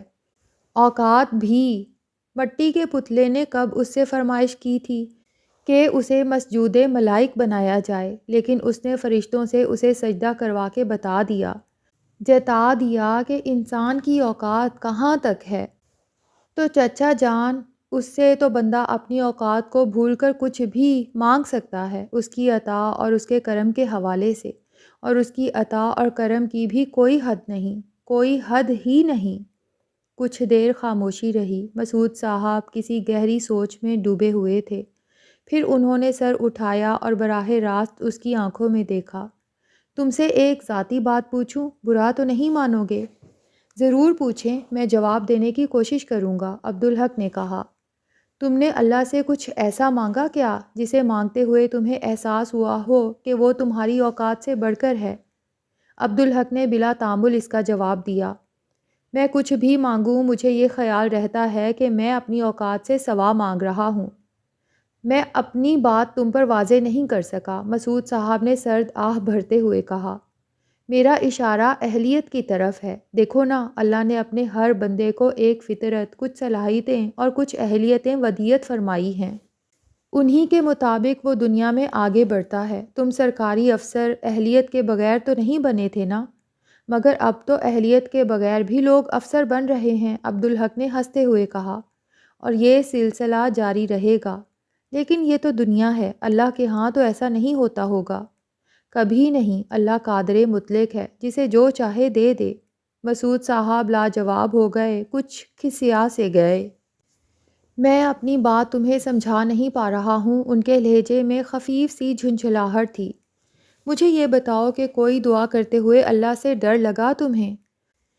عبدالحق کچھ دیر سر جھکا کر سوچتا رہا، پھر اس نے سر اٹھایا تو اس کی آنکھوں میں تفہیم تھی۔ اب میں آپ کی بات کچھ سمجھ رہا ہوں، اس نے کہا۔ یہ مقام تو شاید ہر کسی کی زندگی میں کئی بار آتا ہوگا۔ مجھے بتاؤ، تم سب سے زیادہ خوف زدہ اپنی کس دعا سے ہوئے؟ ابھی کچھ دیر پہلے آپ نے ہی کہا تھا کہ ایسی باتوں میں کسی کو شریک کرنے کے خیال سے بھی شرمندگی ہوتی ہے۔ ہر بندے کے اللہ کے ساتھ اور اللہ کے ہر بندے کے ساتھ الگ معاملات ہوتے ہیں، اور وہ بہت ذاتی ہوتے ہیں۔ مسعود صاحب کا چہرہ اتر سا گیا، انہیں شرمندگی ہو رہی تھی، لیکن کبھی کبھی انہیں کسی کے ساتھ شیئر کرنا بھی ضروری ہو جاتا ہے، کبھی اپنے اور کبھی دوسروں کی بہتری کے خیال سے، کبھی اپنی الجھن دور کرنے کے لیے اور کبھی دوسروں کی رہنمائی کے لیے۔ کوئی بہت ذاتی معاملہ ہو تو الگ بات ہے، جیسے اپنے ایک خواب کو میں نے کبھی کسی کے ساتھ شیئر نہیں کیا اور نہ ہی کبھی کروں گا، اور جو کچھ شیئر کیا جاتا ہے وہ بھی آدمی کو دیکھ کر کیا جاتا ہے، ہر کسی کو ہر بات تو نہیں بتائی جا سکتی۔ عبدالحق کہتے کہتے رکا اور اس نے ایک گہری سانس لی، پھر اس نے سلسلہ کلام جوڑا۔ آپ میرے لیے بہت محترم ہیں، میں آپ کے ساتھ سب کچھ شیئر کر سکتا ہوں، اس ایک خواب کے سوا۔ یہ تمہاری محبت ہے اور اس پر میں تمہارا شکر گزار ہوں۔ مسعود صاحب کے لہجے میں تشکر تھا۔ مجھے شرمندہ نہ کریں چچا جان، آپ کو اللہ نے اس کی اہلیت عطا فرمائی ہے، عبدالحق نے ہنستے ہوئے کہا، پھر ایک دم سنجیدہ ہو گیا۔ جب میں چھوٹا تھا تو اللہ کی رحمت سے دنیا کے نظام پر غور کرتا تھا۔ اللہ کے فضل سے میں نے سمجھ لیا کہ یہ نظام ایک ہی ہستی چلا رہی ہے۔ پھر میری سمجھ میں اس کی نعمتیں اور اس کے احسانات آنا شروع ہوئے۔ میں نے جان لیا کہ مجھے سب سے بڑھ کر اس سے محبت کرنی ہے۔ میں اس وقت اللہ کے نام سے بھی واقف نہیں تھا۔ وہ بہرحال لڑک پن تھا، عمر کا وہ حصہ جب آدمی خوف سے بے نیاز ہوتا ہے، اور مجھے تو کچھ معلوم ہی نہیں تھا کہ میں کتنی بڑی خواہش کر رہا ہوں، بلکہ میں تو محبت کا مفہوم بھی نہیں سمجھتا تھا۔ محبت ایسی ہی فطری چیز ہے چچا جان کہ بعض لوگ عمر بھر محبت کرتے ہیں لیکن محبت کو سمجھ نہیں پاتے۔ میری طبیعت البتہ ایسی تھی کہ میں محبت کو سمجھنے کی کوشش کرتا رہا۔ میں بڑا ہوا، اللہ نے کرم فرمایا اور مجھے قبول اسلام نصیب ہوا۔ اب ہوش کے ساتھ جو میں نے اپنی اللہ سے محبت کی خواہش پر غور کیا تو تھر تھری چڑھ گئی۔ اللہ سے کوئی کیسے محبت کر سکتا ہے؟ محبت کو جو میں نے سمجھا تھا اس کے مطابق تو محبت کرنے والا اپنے محبوب کے لیے کچھ بھی کر سکتا ہے، اور وہ بھی بغیر کسی غرض کے۔ اس کا کام محبوب کو خوش کرنا، اسے فائدہ پہنچانا ہے۔ یہاں صورتحال یہ ہے کہ اللہ ہر ضرورت سے پاک ہے، اسے کسی سے کچھ نہیں چاہیے، وہ تو خود دینے والا ہے، اور ہم بے غرض ہو ہی نہیں سکتے۔ ہم تو سراسر محتاج ہیں اللہ کے۔ تو میں بڑا الجھا کہ اللہ سے کیسے محبت کروں۔ میری سمجھ میں یہی آیا کہ محبت تو اللہ کا وصف ہے، صرف وہی تو محبت کر سکتا ہے، اور وہ کرتا ہے۔ وہ پیدا فرماتا ہے اور اپنی مخلوق کی ہر ضرورت پوری فرماتا ہے بغیر مانگے۔ وہ خود فرماتا ہے کہ وہ اپنے بندوں سے محبت کرتا ہے۔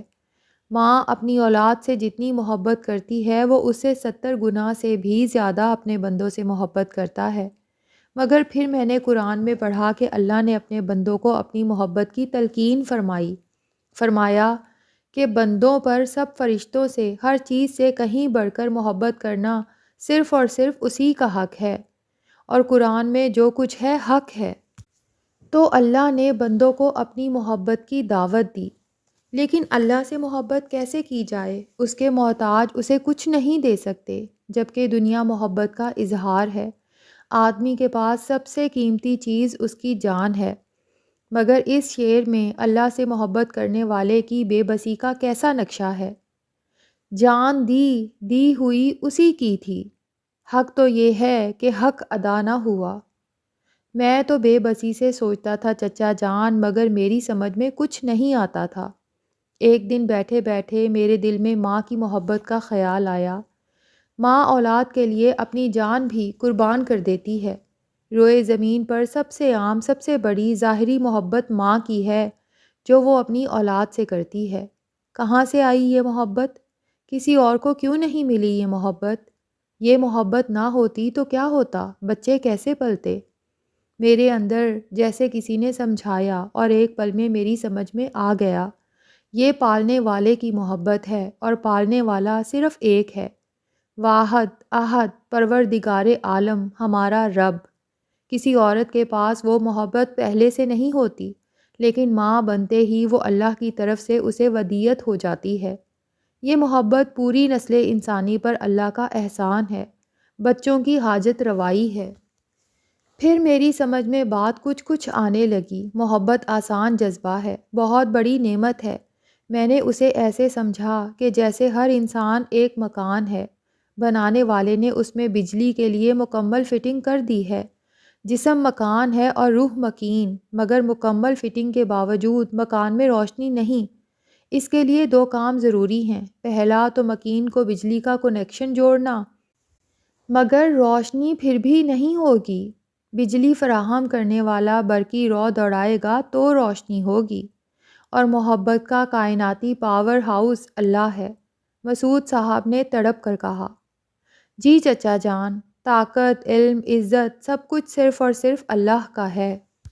سبحان اللہ بیٹے، تم نے کتنی خوبصورتی سے اسے واضح کیا ہے۔ یہ اللہ کا فضل ہے چچا جان، بندے کا کام صرف درست سمت میں تجسس کرنا ہے، رہنمائی تو اللہ کرتا ہے۔ بے شک بیٹے، مسعود صاحب نے کہا، پھر بولے، میں اپنی مداخلت پر معافی چاہتا ہوں، تم اپنی بات جاری رکھو۔ بجلی کا کنیکشن جو بندے کو جوڑتا ہے وہ لا الہ الا اللہ ہے۔ جب بندے نے زبان سے کہا اور دل سے تسلیم کیا کہ اللہ کے سوا کوئی معبود نہیں، کوئی عبادت کے لائق نہیں، تو کنیکشن جڑ گیا، اور اس پر عمل کنیکشن کو اور مضبوط کرتا ہے۔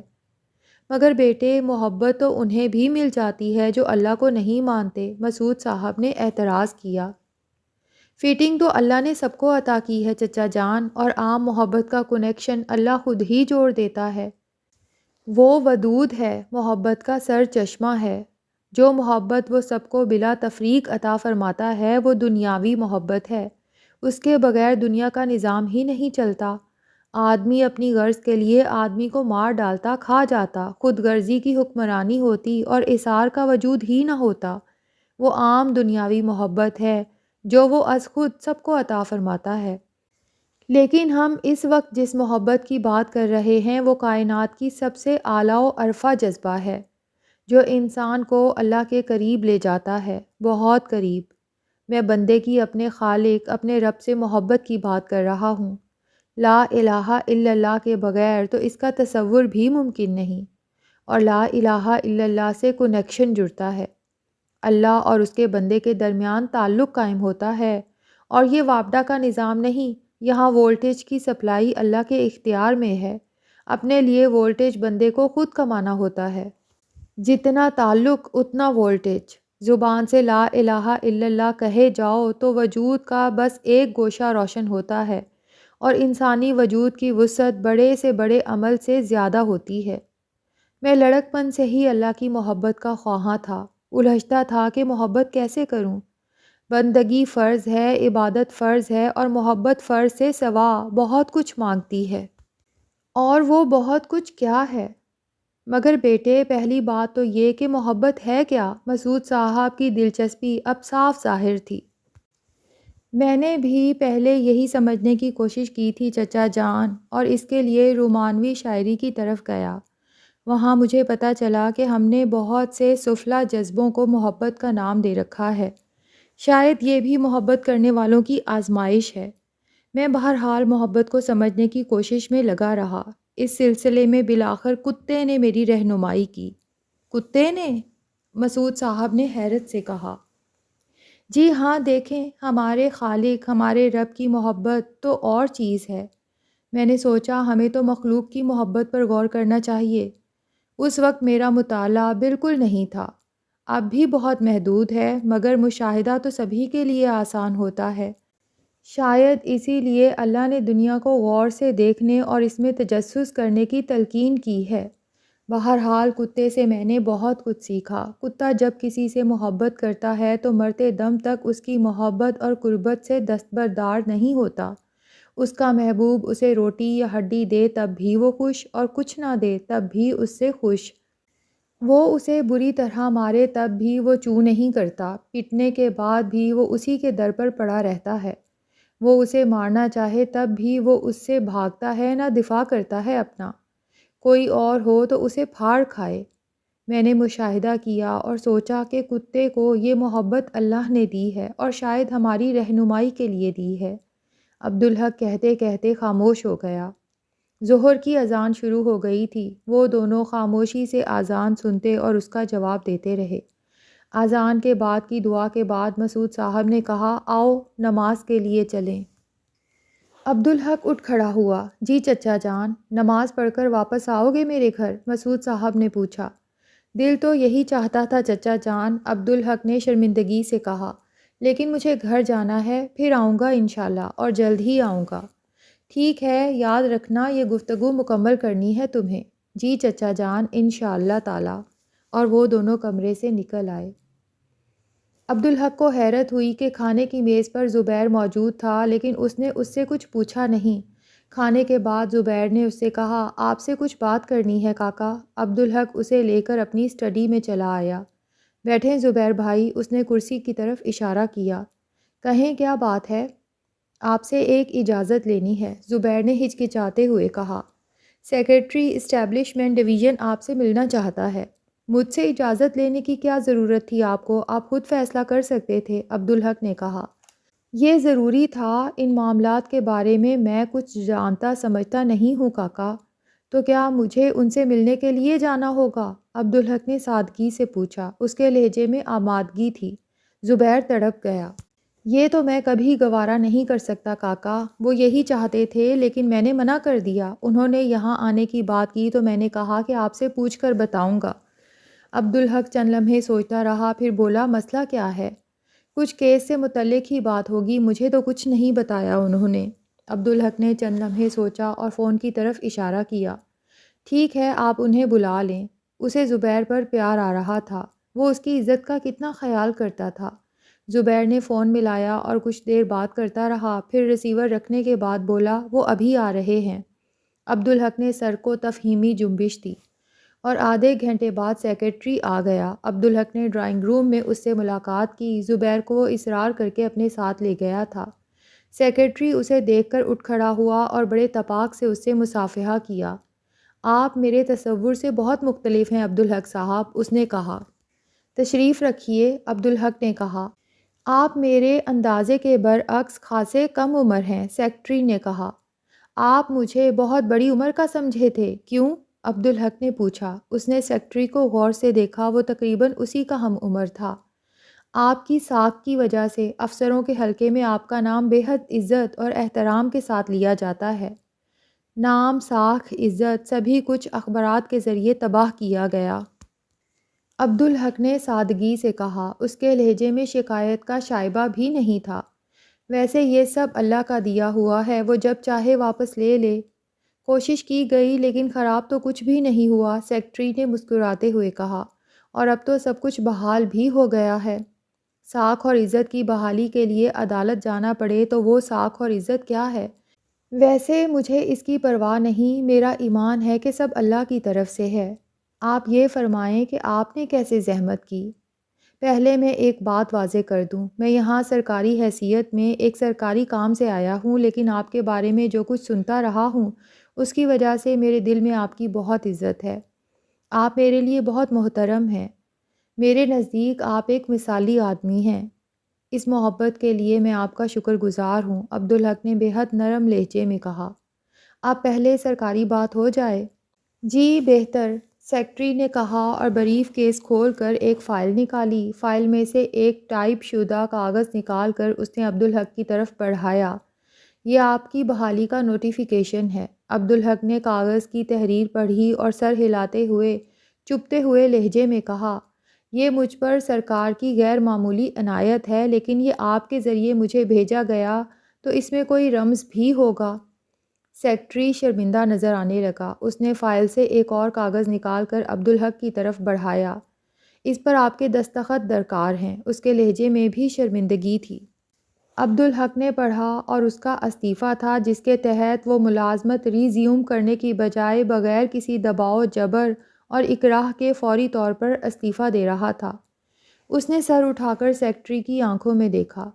یہ کام تو میں بغیر کہے کر دیتا۔ یہ ملازمت میرے لیے ایک ناپسندیدہ قید تھی جس سے مجھے اللہ نے رہائی عطا فرمائی۔ میں دوبارہ قید کیوں ہونا چاہوں گا؟ سیکٹری نے واضح طور پر سکون کی سانس لی، لیکن نہ جانے کیوں اس کی نگاہوں میں مایوسی سی جھلکی تھی۔ لیکن حکومت کے دباؤ کے تحت میں ہرگز ایسا نہیں کروں گا۔ عبدالحق کے لہجے میں قطعیت تھی۔ اس بار سیکٹری کی آنکھیں چمکنے لگیں۔ میں جو کچھ آپ کے بارے میں جانتا ہوں اس کے تحت آپ سے اسی رد عمل کی امید تھی، اس نے کہا۔ پھر ظاہری طور پر آپ کی پوزیشن بھی مضبوط ہے۔ بات پوزیشن کی نہیں، عبدالحق کے لہجے میں ٹھہراؤ تھا۔ میں اصولوں پر سمجھوتے نہیں کرتا، اللہ پر یقین رکھتا ہوں، اس کے سامنے جواب دہ ہوں اور اپنے ضمیر کے علاوہ کوئی دباؤ قبول نہیں کرتا۔ اور آپ نے ظاہری پوزیشن کی بات کی، عدالت نے میرے حق میں فیصلہ دیا ہے۔ میری پوزیشن ہر طرح سے مضبوط ہے۔ حکومت بارگیننگ پوزیشن میں ہے ہی نہیں۔ حکومت کے پاس ریاست کی مکمل طاقت ہوتی ہے عبدالحق صاحب۔ حکومت ہمیشہ بارگیننگ میں ہوتی ہے، بلکہ یوں کہیں کہ اسے ہر فرد پر بالادستی حاصل ہوتی ہے اور آپ بھی اس سے مستثنیٰ نہیں۔ سیکٹری اس انداز میں بات کر رہا تھا جیسے حکومت سے اس کا کوئی تعلق ہی نہ ہو۔ وہ خود کو علیحدہ کر کے بے حد غیر ذاتی اور غیر جذباتی انداز میں بات کر رہا تھا۔ عبدالحق نے یہ بات محسوس کر لی۔ وہ مسکرایا۔ میں نے عرض کیا نا کہ میں اصولوں پر سمجھوتے کبھی نہیں کرتا، اس لیے حکومت بارگیننگ پوزیشن میں ہو یا نہ ہو مجھے اس سے کوئی فرق نہیں پڑتا۔ دباؤ کے تحت میں استعفیٰ نہیں دوں گا۔ البتہ بات کرنے کی حد تک میں یہ ضرور چاہوں گا کہ آپ حکومت کی طاقت کے بارے میں وضاحت کر دیں۔ نہ کریں تو کوئی بات نہیں، کیونکہ آپ حکومت کی نمائندگی کر رہے ہیں اور ممکن ہے کہ آپ حکومت کے کارڈ ظاہر نہ کرنا چاہیں۔ سیکرٹری بھی مسکرایا۔ بے شک میں حکومت کی نمائندگی کر رہا ہوں، لیکن مجھے کارڈ چھپانے کی نہیں دکھانے کی ہدایت کی گئی ہے۔ آپ کو اس پر قائل کرنا ہے کہ معاملے کو یہیں نپٹا لیا جائے۔ تو مجھے قائل کریں، عبدالحق کے لہجے میں چیلنج تھا۔ میں استعفیٰ نہیں دیتا تو حکومت کیا کرے گی؟ یہ نوٹیفیکیشن آپ کے استعفے سے مشروط ہے۔ آپ استعفیٰ نہیں دیتے تو یہ محض کاغذ کا پرزہ ہے۔ میرے لیے اس کی کوئی اہمیت نہیں۔ عدالت کے حکم پر عمل کرتے ہوئے یہ تو حکومت کو جاری کرنا ہی ہوگا۔ لیکن سرخ فیتے کے بارے میں بھی آپ جانتے ہوں گے، مہینوں لگ جائیں گے اس میں۔ مجھے کچھ ایسی جلدی بھی نہیں، عبدالحق نے بے پرواہی سے کہا۔ ویسے آپ حکومت کی بارگیننگ پوزیشن واضح کرنے والے تھے۔ جی ہاں، حکومت کا کارڈ یہ ہے کہ وہ ماتحت عدالت کے فیصلے کو جو آپ کے حق میں آیا ہے چیلنج کرے۔ کس بنیاد پر؟ حکومت کے پاس میرے خلاف کچھ ہے ہی نہیں۔ میں بتاتا ہوں آپ کو۔ آپ نے پٹیشن دائر کی، اتفاق سے آپ کی خوش قسمتی سے کیس اس جج کے پاس گیا جو آپ ہی کی طرح کا انسان ہے، کوئی دباؤ قبول نہ کرنے والا۔ اور یہ بات، عبدالحق نے اس کی بات کاٹ دی، یہ اتفاق نہیں تھا، اللہ کی رحمت تھی میرے لیے۔ جی بے شک، سیکرٹری نے خلوص بھرے لہجے میں کہا۔ بہرحال میں یہ کہہ رہا تھا کہ وزارت قانون نے غفلت برتی کہ اسے سنجیدگی سے نہیں لیا۔ بعد میں دباؤ ڈالنے کی کوشش ناکام ہوئی اور معاملات ان کے ہاتھ سے نکل گئے۔ اس کے نتیجے میں متعلقہ افسر معطوب ہوئے، لیکن اب وہ پوری طرح تیار ہیں۔ اپیل میں صورتحال مختلف ہوگی۔ کچھ قانون میں بھی سمجھتا ہوں، عبدالحق نے کہا۔ اپیل میں ضروری ہے کہ فیصلے میں کسی قانون حکم کی نشاندہی کی جائے، ورنہ اپیل مسترد ہو جاتی ہے۔ دیکھیں میں نے کہا نا کہ اب صورتحال مختلف ہوگی۔ اپیل کی سماعت کے لیے بہت احتیاط سے بنچ کا انتخاب کیا جائے گا۔ اس میں وہ لوگ بیٹھیں گے جو حکومت کا دباؤ تسلیم کرتے ہوں گے، لیکن کسی مضبوط گراؤنڈ کے بغیر وہ بھی کچھ نہیں کر سکیں گے۔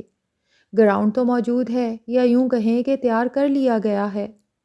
اب آپ اس کے بارے میں تو مجھے نہیں بتانا چاہیں گے؟ عبدالحق کے لہجے میں اشتباہ تھا۔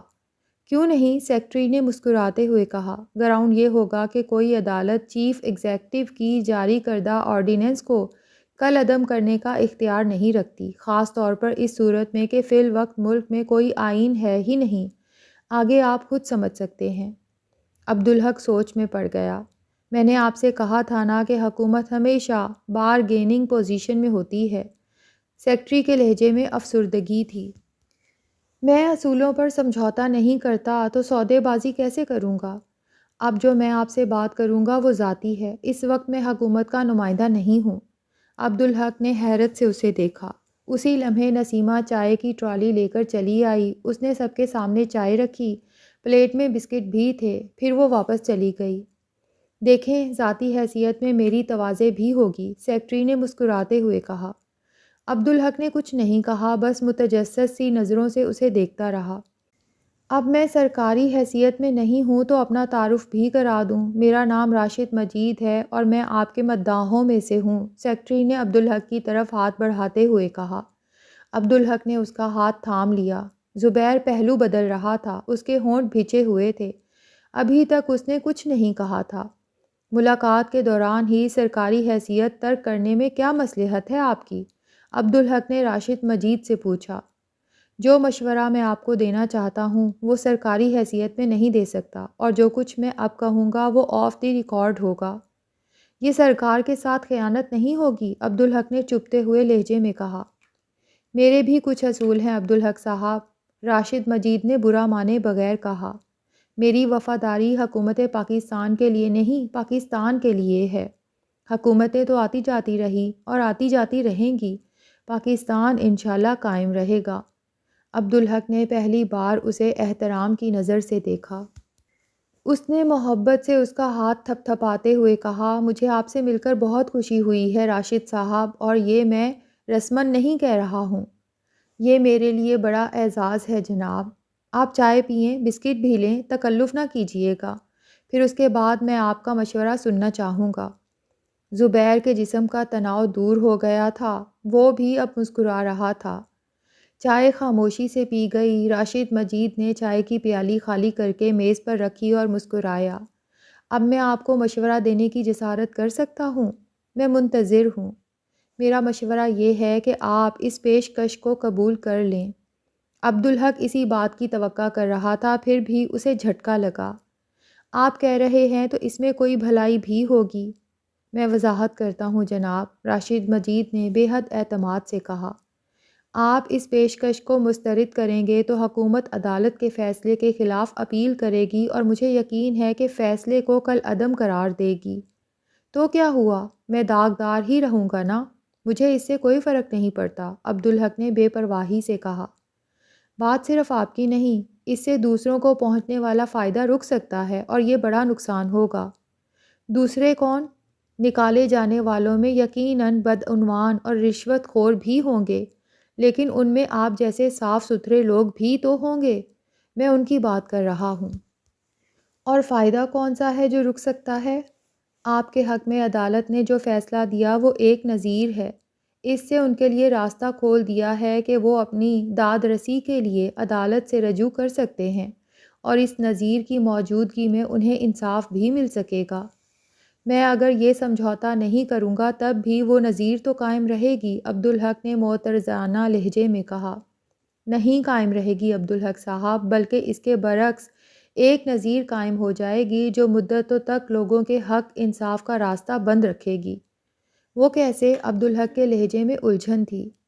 ایسے کہ گورنمنٹ اپیل کرے گی اور ماتحت عدالت کا فیصلہ اس بنیاد پر کل عدم قرار دے گی کہ ملک کے چیف ایگزیکٹو کے حکم کو کسی عدالت میں چیلنج نہیں کیا جا سکتا۔ پھر اپیل پر کیا جانے والا یہ فیصلہ نظیر بن جائے گا اور انصاف کے راستے کی دیوار ثابت ہوگا۔ اس وقت آپ یہ سمجھوتا کر لیں تو حکومت اپیل کرے گی ہی نہیں اور عدالت کا فیصلہ نظیر بن جائے گا اور کسی عدالتی فیصلے کو نظیر کو رد کرنا آسان نہیں ہوتا۔ عبدالحق چند لمحے سوچتا رہا۔ راشد مجید کی بات میں وزن تھا، مگر وہ کسی فیصلے پر پہنچنے سے پہلے پوری طرح مطمئن ہونا چاہتا تھا۔ فرض کر لیں کہ میرے کیس کی نظیر کے تحت عدالت کسی اور کو میری طرح بحال کرتی ہے تو حکومت اس کے خلاف اپیل کر کے اسے کل عدم کرا سکتی ہے۔ جی نہیں، یہ بہت مشکل ہوگا، راشد مجید نے بے حد اطمینان سے کہا۔ یہ قانونی نکتہ ہے، اگر حکومت عدالت کے آپ کے حق میں کیے جانے والے فیصلے کے خلاف اپیل نہیں کرتی تو قانونی طور پر اس کا مطلب یہ ہوگا کہ اس نے اس فیصلے کو تسلیم کر لیا ہے، اور جو فیصلہ تسلیم کر لیا گیا اسے آگے کبھی کیسے چیلنج کیا جا سکتا ہے؟ وہ کہتے کہتے رکا۔ اس نے ایک گہری سانس لی اور سلسلہ کلام جوڑا۔ آپ ابھی استعفے پر دستخط کر دیتے ہیں اور یہ نوٹیفیکیشن عدالت کے حکم پر جاری ہو جاتا ہے تو حکومت اپیل نہیں کرے گی، یوں یہ نظیر بن جائے گی۔ عبدالحق کے دماغ میں روشنی کا جھماکا سا ہوا۔ بات اس پر پوری طرح واضح ہو گئی۔ اس نے ستائشی نظروں سے راشد مجید کو دیکھا۔ بہت دور کی کوڑی لائے ہیں آپ؟ نہیں جناب، سامنے کی بات ہے، راشد مجید نے انکسار سے کہا۔ مجھے تو نظر نہیں آئی۔ آپ کی فیلڈ نہیں ہے نا، اور میں جب سرکاری ملازمت سے نکالا جاؤں گا تو وکالت کروں گا، راشد مجید نے کہا، پھر مسکراتے ہوئے بولا، اب آپ یہ کہیں گے کہ میں نے یہ نکتہ حکومت پر واضح نہ کر کے بددیانتی کی ہے اور آپ کو یہ مشورہ دے کر خیانت کا ارتکاب کیا ہے؟ نہیں کہوں گا، عبدالحق نے محبت سے کہا۔ میں جان چکا ہوں کہ آپ پاکستان کے وفادار ہیں۔ حکومتیں تو آتی جاتی رہتی ہیں اور بعض اوقات وہ پاکستان کے مفاد کے خلاف بھی کام کرتی ہیں، ایسے میں ان سے وفاداری نبھانا گناہ ہے۔ لیکن آپ پوچھتے ہیں تب بھی میں لاجواب نہ ہوتا۔ میں کہتا کہ یہ وزارت قانون کی ذمہ داری تھی اور میں اسٹیبلشمنٹ ڈویژن میں ہوں۔ بات ٹھیک ہے آپ کی، لیکن وزارت قانون کی نااہلی سامنے آتی ہے۔ یہ بات نہیں عبدالحق صاحب، آپ کو شاید کبھی اس کا تجربہ نہیں ہوا۔ جب بہت اوپر سے پریشر آتا ہے تو بڑے بڑوں کے ہاتھ پاؤں پھول جاتے ہیں، تجزیہ اور فیصلہ کرنے کی صلاحیت گھٹ جاتی ہے۔ اوپر والوں کا پورا زور اس بات پر تھا کہ اس معاملے کو بالکل دبا دیا جائے، کیونکہ یہ ابھر کر سامنے آیا تو حکومت کی رسوائی ہوگی۔ وزارت قانون کا ہدف اس معاملے کو یہیں دفن کرنا تھا، اس لیے وہ کسی اور پہلو پر غور کر ہی نہیں سکے۔ یہ بھی اللہ کی رحمت ہے، عبدالحق نے کہا۔ پھر اس نے استعفے پر دستخط کر کے راشد مجید کی طرف بڑھا دیا۔ نوٹیفیکیشن اس نے اپنے پاس رکھ لیا۔ ابھی ایک بات اور ہے، عبدالحق نے سوالیہ نظروں سے راشد مجید کو دیکھا۔ عدالت نے آپ کو ہرجانے کے لیے کیس دائر کرنے کا حق دیا ہے۔ آپ وہ استعمال نہیں کریں گے، اس کے عوض آپ ذاتی طور پر حکومت سے جو رقم چاہیں ہرجانے کے طور پر طلب کر سکتے ہیں۔ یہ کوئی مسئلہ ہی نہیں، عبدالحق نے بے فکری سے کہا۔ ہمارا منشا مالی منفعت کے حصول کا نہیں تھا، ہمیں تو صرف بدنامی کا داغ دھونا تھا اور وہ دھل گیا۔ اس زبانی بات سے حکومت کی تسلی نہیں ہوگی، کیونکہ آپ کسی بھی وقت دعویٰ کر سکیں گے۔ کون روک سکتا ہے آپ کو؟ یوں معاملہ پھر عدالت میں جائے گا، اخبارات میں خبریں لگیں گی اور حکومت کی رسوائی ہوگی۔ تو پھر آپ کو تحریر دینی ہوگی کہ آپ بغیر کسی جبر و اکراہ کے اپنی مرضی سے اپنے ہرجانے کے حق سے دستبردار ہو رہے ہیں، اور آپ کبھی اس کا دعویٰ نہیں کریں گے۔ ایک اور سمجھوتا، عبدالحق نے تعصب سے کہا۔ خیر، یہ تو اور اچھی بات ہے، یہ کہتے ہوئے اس کی آنکھیں چمکنے لگیں جیسے کوئی اچھا زاویہ سجھائی دے گیا ہو۔ میں ابھی لکھ دیتا ہوں۔ ایسے نہیں، میں اسٹامپ پیپر ساتھ لایا ہوں، اس پر لکھ دیں۔ راشد مجید نے فائل سے اسٹامپ پیپر نکال کر اس کی طرف بڑھایا۔ عبدالحق نے اسٹامپ پیپر لیا اور اس پر لکھنے لگا۔ لکھ کر اس نے دستخط کیے اور اسٹامپ پیپر راشد مجید کی طرف بڑھا دیا۔ راشد مجید نے وہ عبارت پڑھی اور مسکرایا۔ بہت خوب، آپ نے تو اسے حکومت کے خلاف دستاویز بنا دیا، اور نہ حکومت اس پر کوئی اعتراض کر سکتی ہے اور نہ ہی اس کے خلاف کوئی کارروائی کر سکتی ہے۔ نوٹیفیکیشن کے اجراء کے بعد اپیل کا حق تو اس کے پاس رہا نہیں۔ اب اس پر میں اور زبیر صاحب بطور گواہ دستخط کر دیں گے اور کارروائی مکمل۔ اس نے اسٹامپ پیپر پر خود دستخط کیے، پھر زبیر سے دستخط کرائے اور اسٹامپ پیپر کو فائل میں رکھ لیا۔ کاپی اس نے عبدالحق کو دی اور فائل کو اپنے بریف کیس میں رکھ لیا۔ اب مجھے اجازت؟ وہ اٹھ کھڑا ہوا اور عبدالحق کی طرف ہاتھ بڑھایا۔ عبدالحق نے اس کا ہاتھ تھامتے ہوئے کہا، ہم آپ کو رخصت کرنے باہر چل رہے ہیں۔ وہ ڈرائنگ روم سے نکلے۔ باہر نکلتے ہوئے راشد مجید نے کہا، آپ کی طرح میں بھی مسعود صاحب کا شاگرد ہوں، جو کچھ میں نے سیکھا انہی سے سیکھا ہے۔ مجھے اس کا اندازہ آپ کے پاکستان سے وفاداری والے جملے سے ہو گیا تھا۔ آپ کراچی میں تھے اور میں ان کے سائے میں تھا۔ ان سے ملاقات ہو تو انہیں میرا سلام پہنچا دیجئے گا۔ ضرور راشد صاحب۔ راشد مجید کو رخصت کرنے کے بعد وہ گھر میں داخل ہوئے تو عبدالحق نے اچانک کہا، زبیر بھائی، میں حق نگر جانے کے لیے تڑپ رہا ہوں۔ مولوی صاحب سے ملنے کو بہت دل چاہ رہا ہے۔ بس ایک ہفتہ اور صبر کر لیں کاکا، زبیر نے بڑی لجاجت سے کہا۔ وہی سرپرائز والا معاملہ ہے زبیر بھائی؟ جی ہاں، بس ایک ہفتہ کاکا۔ اور وہاں جو میری عزت کا معاملہ تھا، اللہ نے اپنے فضل و کرم سے سب ٹھیک کر دیا کاکا۔ اب تو میں اس کے بارے میں بتا بھی سکتا ہوں۔ اب وہ اسٹڈی پہنچ گئے تھے۔ عبدالحق اپنے تجسس پر قابو نہ پا سکا۔ بیٹھیے زبیر بھائی اور مجھے اس کے بارے میں بتائیں۔ ہمارے قومی اسمبلی کے حلقے کا منتخب ممبر چوہدری عبدالستار آپ سے شدید بغض رکھتا تھا، نفرت کرتا تھا۔ عبدالحق کو شوق لگا۔ لیکن کیوں؟ میں تو اسے جانتا بھی نہیں۔ یہ الیکشن کے دنوں کی بات ہے، زبیر نے کہا۔ یہ حلقہ بہت بڑا ہے۔ حق نگر کے علاوہ اس میں چوہدری عبدالستار کا آبائی علاقہ بھی شامل ہے۔ آبادی کے لحاظ سے حق نگر کے برابر ہی ہوگا۔ حق نگر کے لوگوں نے اپنے نمائندے کھڑے کرنے کا فیصلہ کیا۔ پنچایت میں قومی اسمبلی اور صوبائی اسمبلی کے لیے امیدواروں کے نام کا فیصلہ کیا گیا۔ میں بھی اس میں شریک تھا اور میں نے ان ناموں کی تائید کی۔ اب مشکل یہ ہے کہ میری کہی ہوئی ہر بات حق نگر میں آپ کے منہ سے نکلی ہوئی بات سمجھی جاتی ہے، اور یہ درست بھی ہے۔ میں بھی آپ کی بات کو یہی حیثیت دیتا ہوں، عبدالحق نے کہا۔ چوہدری صاحب نے حق نگر کے امیدواروں کو اپنے حق میں دستبردار کرانے کی کوشش کی، لیکن ناکام رہے۔ وہ بہت بڑے ذمہ دار ہیں، پیسہ بھی بہت ہے ان کے پاس، اور اثر و رسوخ بھی بہت ہے۔ حق نگر کے کچھ لوگ ان سے مل گئے۔ انہوں نے چوہدری صاحب کو بتایا کہ حق نگر آپ کے نام سے موسوم ہے اور یہاں آپ کی بات چلتی ہے۔ لوگ جان چھڑکتے ہیں آپ پر، اور میں آپ کا نمائندہ ہوں۔ انہوں نے مجھ سے ملاقات کی خواہش ظاہر کی۔ مجھے بتا دیا گیا تھا کہ معاملہ کیا ہے۔ میں پہلے لوگوں سے ملا۔ میں نے اندازہ لگایا کہ حق نگر کی رائے عامہ امیدواروں کے الیکشن لڑنے کے حق میں ہے، اس لیے ان پر دباؤ ڈالنا میں نے مناسب نہیں سمجھا۔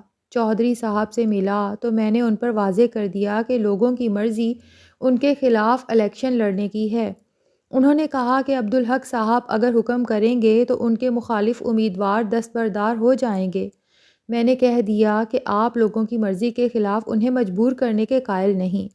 بس وہاں سے یہ ایک طرح کی دشمنی شروع ہو گئی۔ الیکشن ہوا تو ہمارا قومی اسمبلی کا امیدوار صرف 150-200 ووٹوں سے ہارا، اور صوبائی اسمبلی کا امیدوار اس شان سے جیتا کہ اس کے مخالف کی ضمانت ضبط ہو گئی۔ چوہدری صاحب نے اسے اپنی انا کا مسئلہ بنا لیا۔ انہوں نے حق نگر میں زمین خرید کر حویلی بنائی۔ اب کچھ دن حق نگر میں رہتے ہیں اور کچھ دن سلطان آباد میں۔ اپنے ساتھ مصاحب بھی لا بٹھائے ہیں۔ وہاں حق نگر کے کچھ لالچی لوگ بھی ان سے مل گئے ہیں۔ مگر اس میں میری عزت اور بے عزتی کی کیا بات ہے؟ عبدالحق نے حیرت سے کہا۔ چوہدری بہت کینہ پرور اور برسر اقتدار پارٹی کا MNA ہے۔ حق نگر میں آپ کی مقبولیت نے اسے حسد میں مبتلا کر دیا۔ وہ آپ کو نیچا دکھانے کی کوشش میں لگا رہا۔ مجھے یقین ہے کہ بدعنوان افسروں کی فہرست میں آپ کا نام شامل کرانے میں اس کا ہاتھ ہے۔ یہ آپ کی بدگمانی بھی تو ہو سکتی ہے زبیر بھائی۔ ممکن ہے کاکا، لیکن اس کے فوراً بعد حق نگر کی دیواروں پر آپ کے خلاف پوسٹر لگا دیے گئے، آپ کے خلاف نعرے لکھے جانے لگے، ایک گندی مہم شروع کر دی گئی آپ کے خلاف۔ اس کا خیال تھا کہ یوں حق نگر میں آپ کی مقبولیت کو بڑا دھچکا لگے گا، لیکن ہوا اس کے برعکس۔ لوگ تو مشتعل ہو گئے۔ میں لوگوں کو نہ سمجھاتا تو امن و امان کا مسئلہ کھڑا ہو جاتا۔ بہرحال پوسٹر لوگوں نے نوچ پھینکے اور نعرے مٹا دیے۔ ایسے میں آپ کا حق نگر جانا مجھے مناسب نہیں لگا۔ میری سمجھ میں تو نہیں آتی یہ بات۔ چودھری نے اپنے سلطان آباد کے آدمی اور کرائے کے لوگ جمع کر رکھے ہیں کہ آپ حق نگر آئیں تو آپ کے خلاف مظاہرہ کریں، توہین آمیز نعرے لگائیں۔ وہ کچھ بھی کر سکتے ہیں کاکا۔ آپ کے خیال میں اس طرح میری عزت جاتی رہے گی؟ میں بے عزت ہو جاؤں گا؟ عبدالحق نے تلخ لہجے میں کہا۔ عزت اور ذلت تو اللہ کے ہاتھ میں ہے زبیر بھائی۔ آپ ٹھیک کہہ رہے ہیں کاکا، لیکن بات اس سے بڑی ہے۔ حق نگر کے لوگ یہ برداشت نہیں کرتے اور وہاں خون خرابہ ہو جاتا، کیونکہ حق نگر کی پولیس تو چودھری کی غلام بنی ہوئی ہے۔ آپ کے چاہنے والوں کو نقصان ہو جاتا۔ یہ بات تو آپ کی ٹھیک ہے زبیر بھائی، عبدالحق نے کہا، پھر چند لمحے سوچتا رہا۔ یہ بتائیں آپ اس سے الجھے تو نہیں؟ بالآخر اس نے پوچھا۔ میں اسے سمجھانے کے لیے خود چل کر اس کے پاس گیا، زبیر نے گہری سانس لے کر کہا۔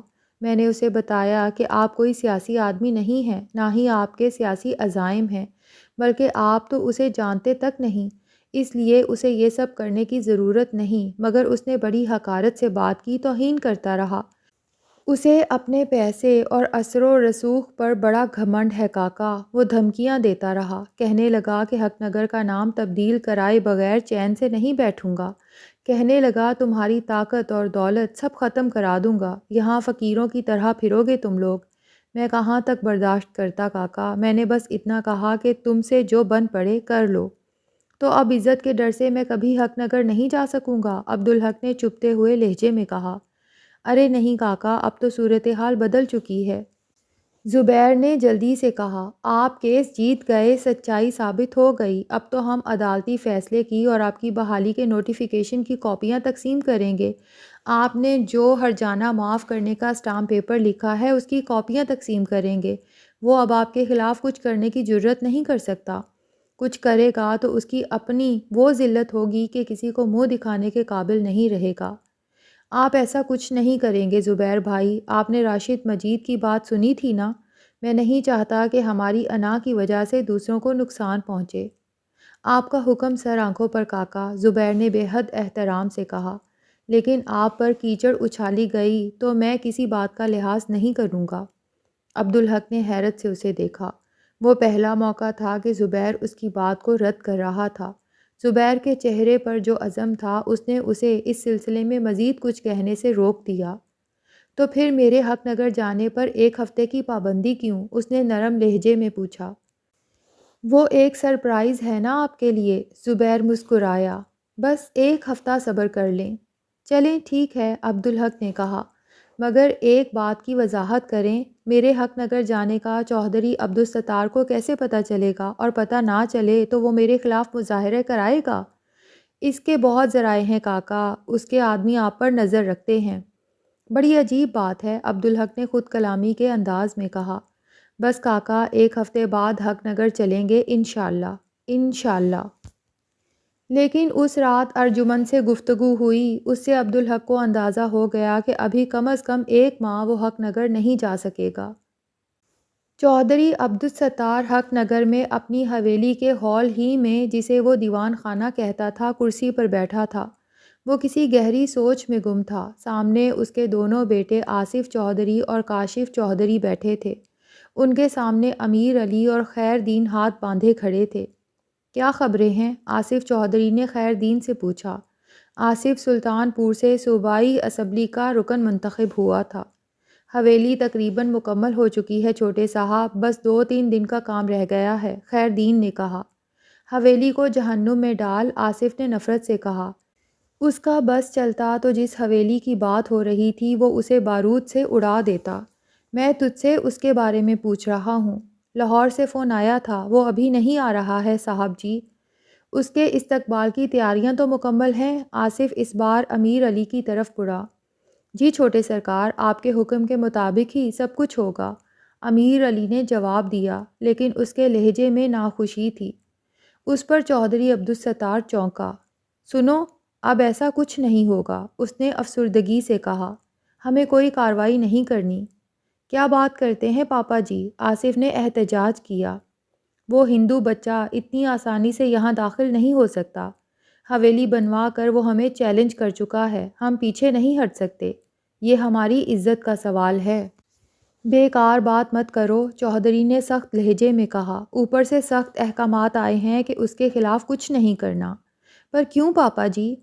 کیس جیتنے کے بعد اس کی پوزیشن بھاری ہو گئی ہے، ہم کچھ کریں گے تو وہ کمزور وار ہوگا اور اس کے جوابی وار سے پارٹی اور حکومت دونوں کی ساکھ کو نقصان پہنچ سکتا ہے۔ لیکن پاپا، اگر ہم نے کچھ کہا تو ہمارے سیاسی کیریئر ختم ہو جائیں گے، چودھری نے اس کی بات کاٹ دی۔ تو ہم مونچھیں صاف کروا لیں اپنی، آصف نے زہریلے لہجے میں کہا۔ او نہیں پتر، چودھری کا لہجہ شفقت سے لبریز تھا۔ اپنے باپ کی عقل پر بھروسہ نہیں ہے تجھے؟ ہے کیوں نہیں پاپا جی، پر بتائیں تو کیا سوچا ہے آپ نے؟ ابھی تو کچھ نہیں سوچا، مگر کچھ نہ کچھ سوجھ ہی جائے گا، چودھری نے کہا۔ چودھری عبدالستار نہ دشمنی چھوڑتا ہے، نہ اپنے دشمن کو کبھی معاف کرتا ہے۔ یہ تو کوئی بات نہ ہوئی پاپا جی۔ سیاست میں دماغ کو ٹھنڈا رکھنا پڑتا ہے پتر، میں دشمن کی کمزوریوں کو سمجھنے کی کوشش کرتا ہوں، خاص طور پر وہ کمزوریاں جو اس کی خوبی ہوں۔ ان سے فائدہ اٹھا کر کسی کو ذلیل کرنے میں بڑا لطف ہے۔ تم دیکھ لینا، میں اسے صرف ذلیل نہیں کروں گا، میں تو تباہ کر دوں گا اسے۔ پر کیسے پاپا جی؟ یہ تو سوچنا ہوگا، وقت بہت ہے اپنے پاس، جلد بازی کی ضرورت نہیں۔ میں ایسا کچھ سوچوں گا کہ پارٹی اور حکومت کا واسطہ ہی نہیں ہوگا اس سے۔ دشمن تو میرا ذاتی ہے نا۔ جب تک آپ سوچیں گے تب تک وہ اپنی اس عظیم الشان حویلی میں بیٹھ کر ہماری چھاتی پر مونگ ڈلتا رہے گا، ہمیں ذلیل کرتا رہے گا۔ بس بہت بول لیا تو نے، میرا باپ بننے کی ضرورت نہیں۔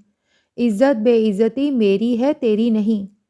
آصف تو سہم کر خاموش ہو گیا، مگر کاشف چودھری نے اپنے طور پر ایک فیصلہ کر لیا تھا، حق نگر میں عبدالحق کے استقبال کا فیصلہ۔ دوستوں، آج کی ایپیسوڈ یہیں پہ ختم ہوتی ہے اور اس ایپیسوڈ کے ساتھ ہی عشق کا شین ناول کا پارٹ 5 یہیں پہ ختم ہوتا ہے۔ نیکسٹ ایپیسوڈ کے ساتھ ہم سٹارٹ کریں گے پارٹ نمبر 6، جو کہ لاسٹ پارٹ ہے۔ اور عشق کا شین ناول کمپلیٹ ہونے کے بعد ہماری بہت ہی پیاری لسنر فاطمہ رباب نے جو ناول ریکویسٹ کیا ہے بانو، وہ چینل پر اپلوڈ کیا جائے گا اور اس کے بعد عشق کا کاف اپلوڈ کیا جائے گا۔ تو آپ سب سے ریکویسٹ ہے کہ یہ تمام خوبصورت ناول سننے کے لیے چینل کو سبسکرائب ضرور کر لیں اور اپنا بہت خیال رکھیں۔ جلد ہی ملتے ہیں نیکسٹ ایپیسوڈ کے ساتھ، تب تک کے لیے اللہ حافظ۔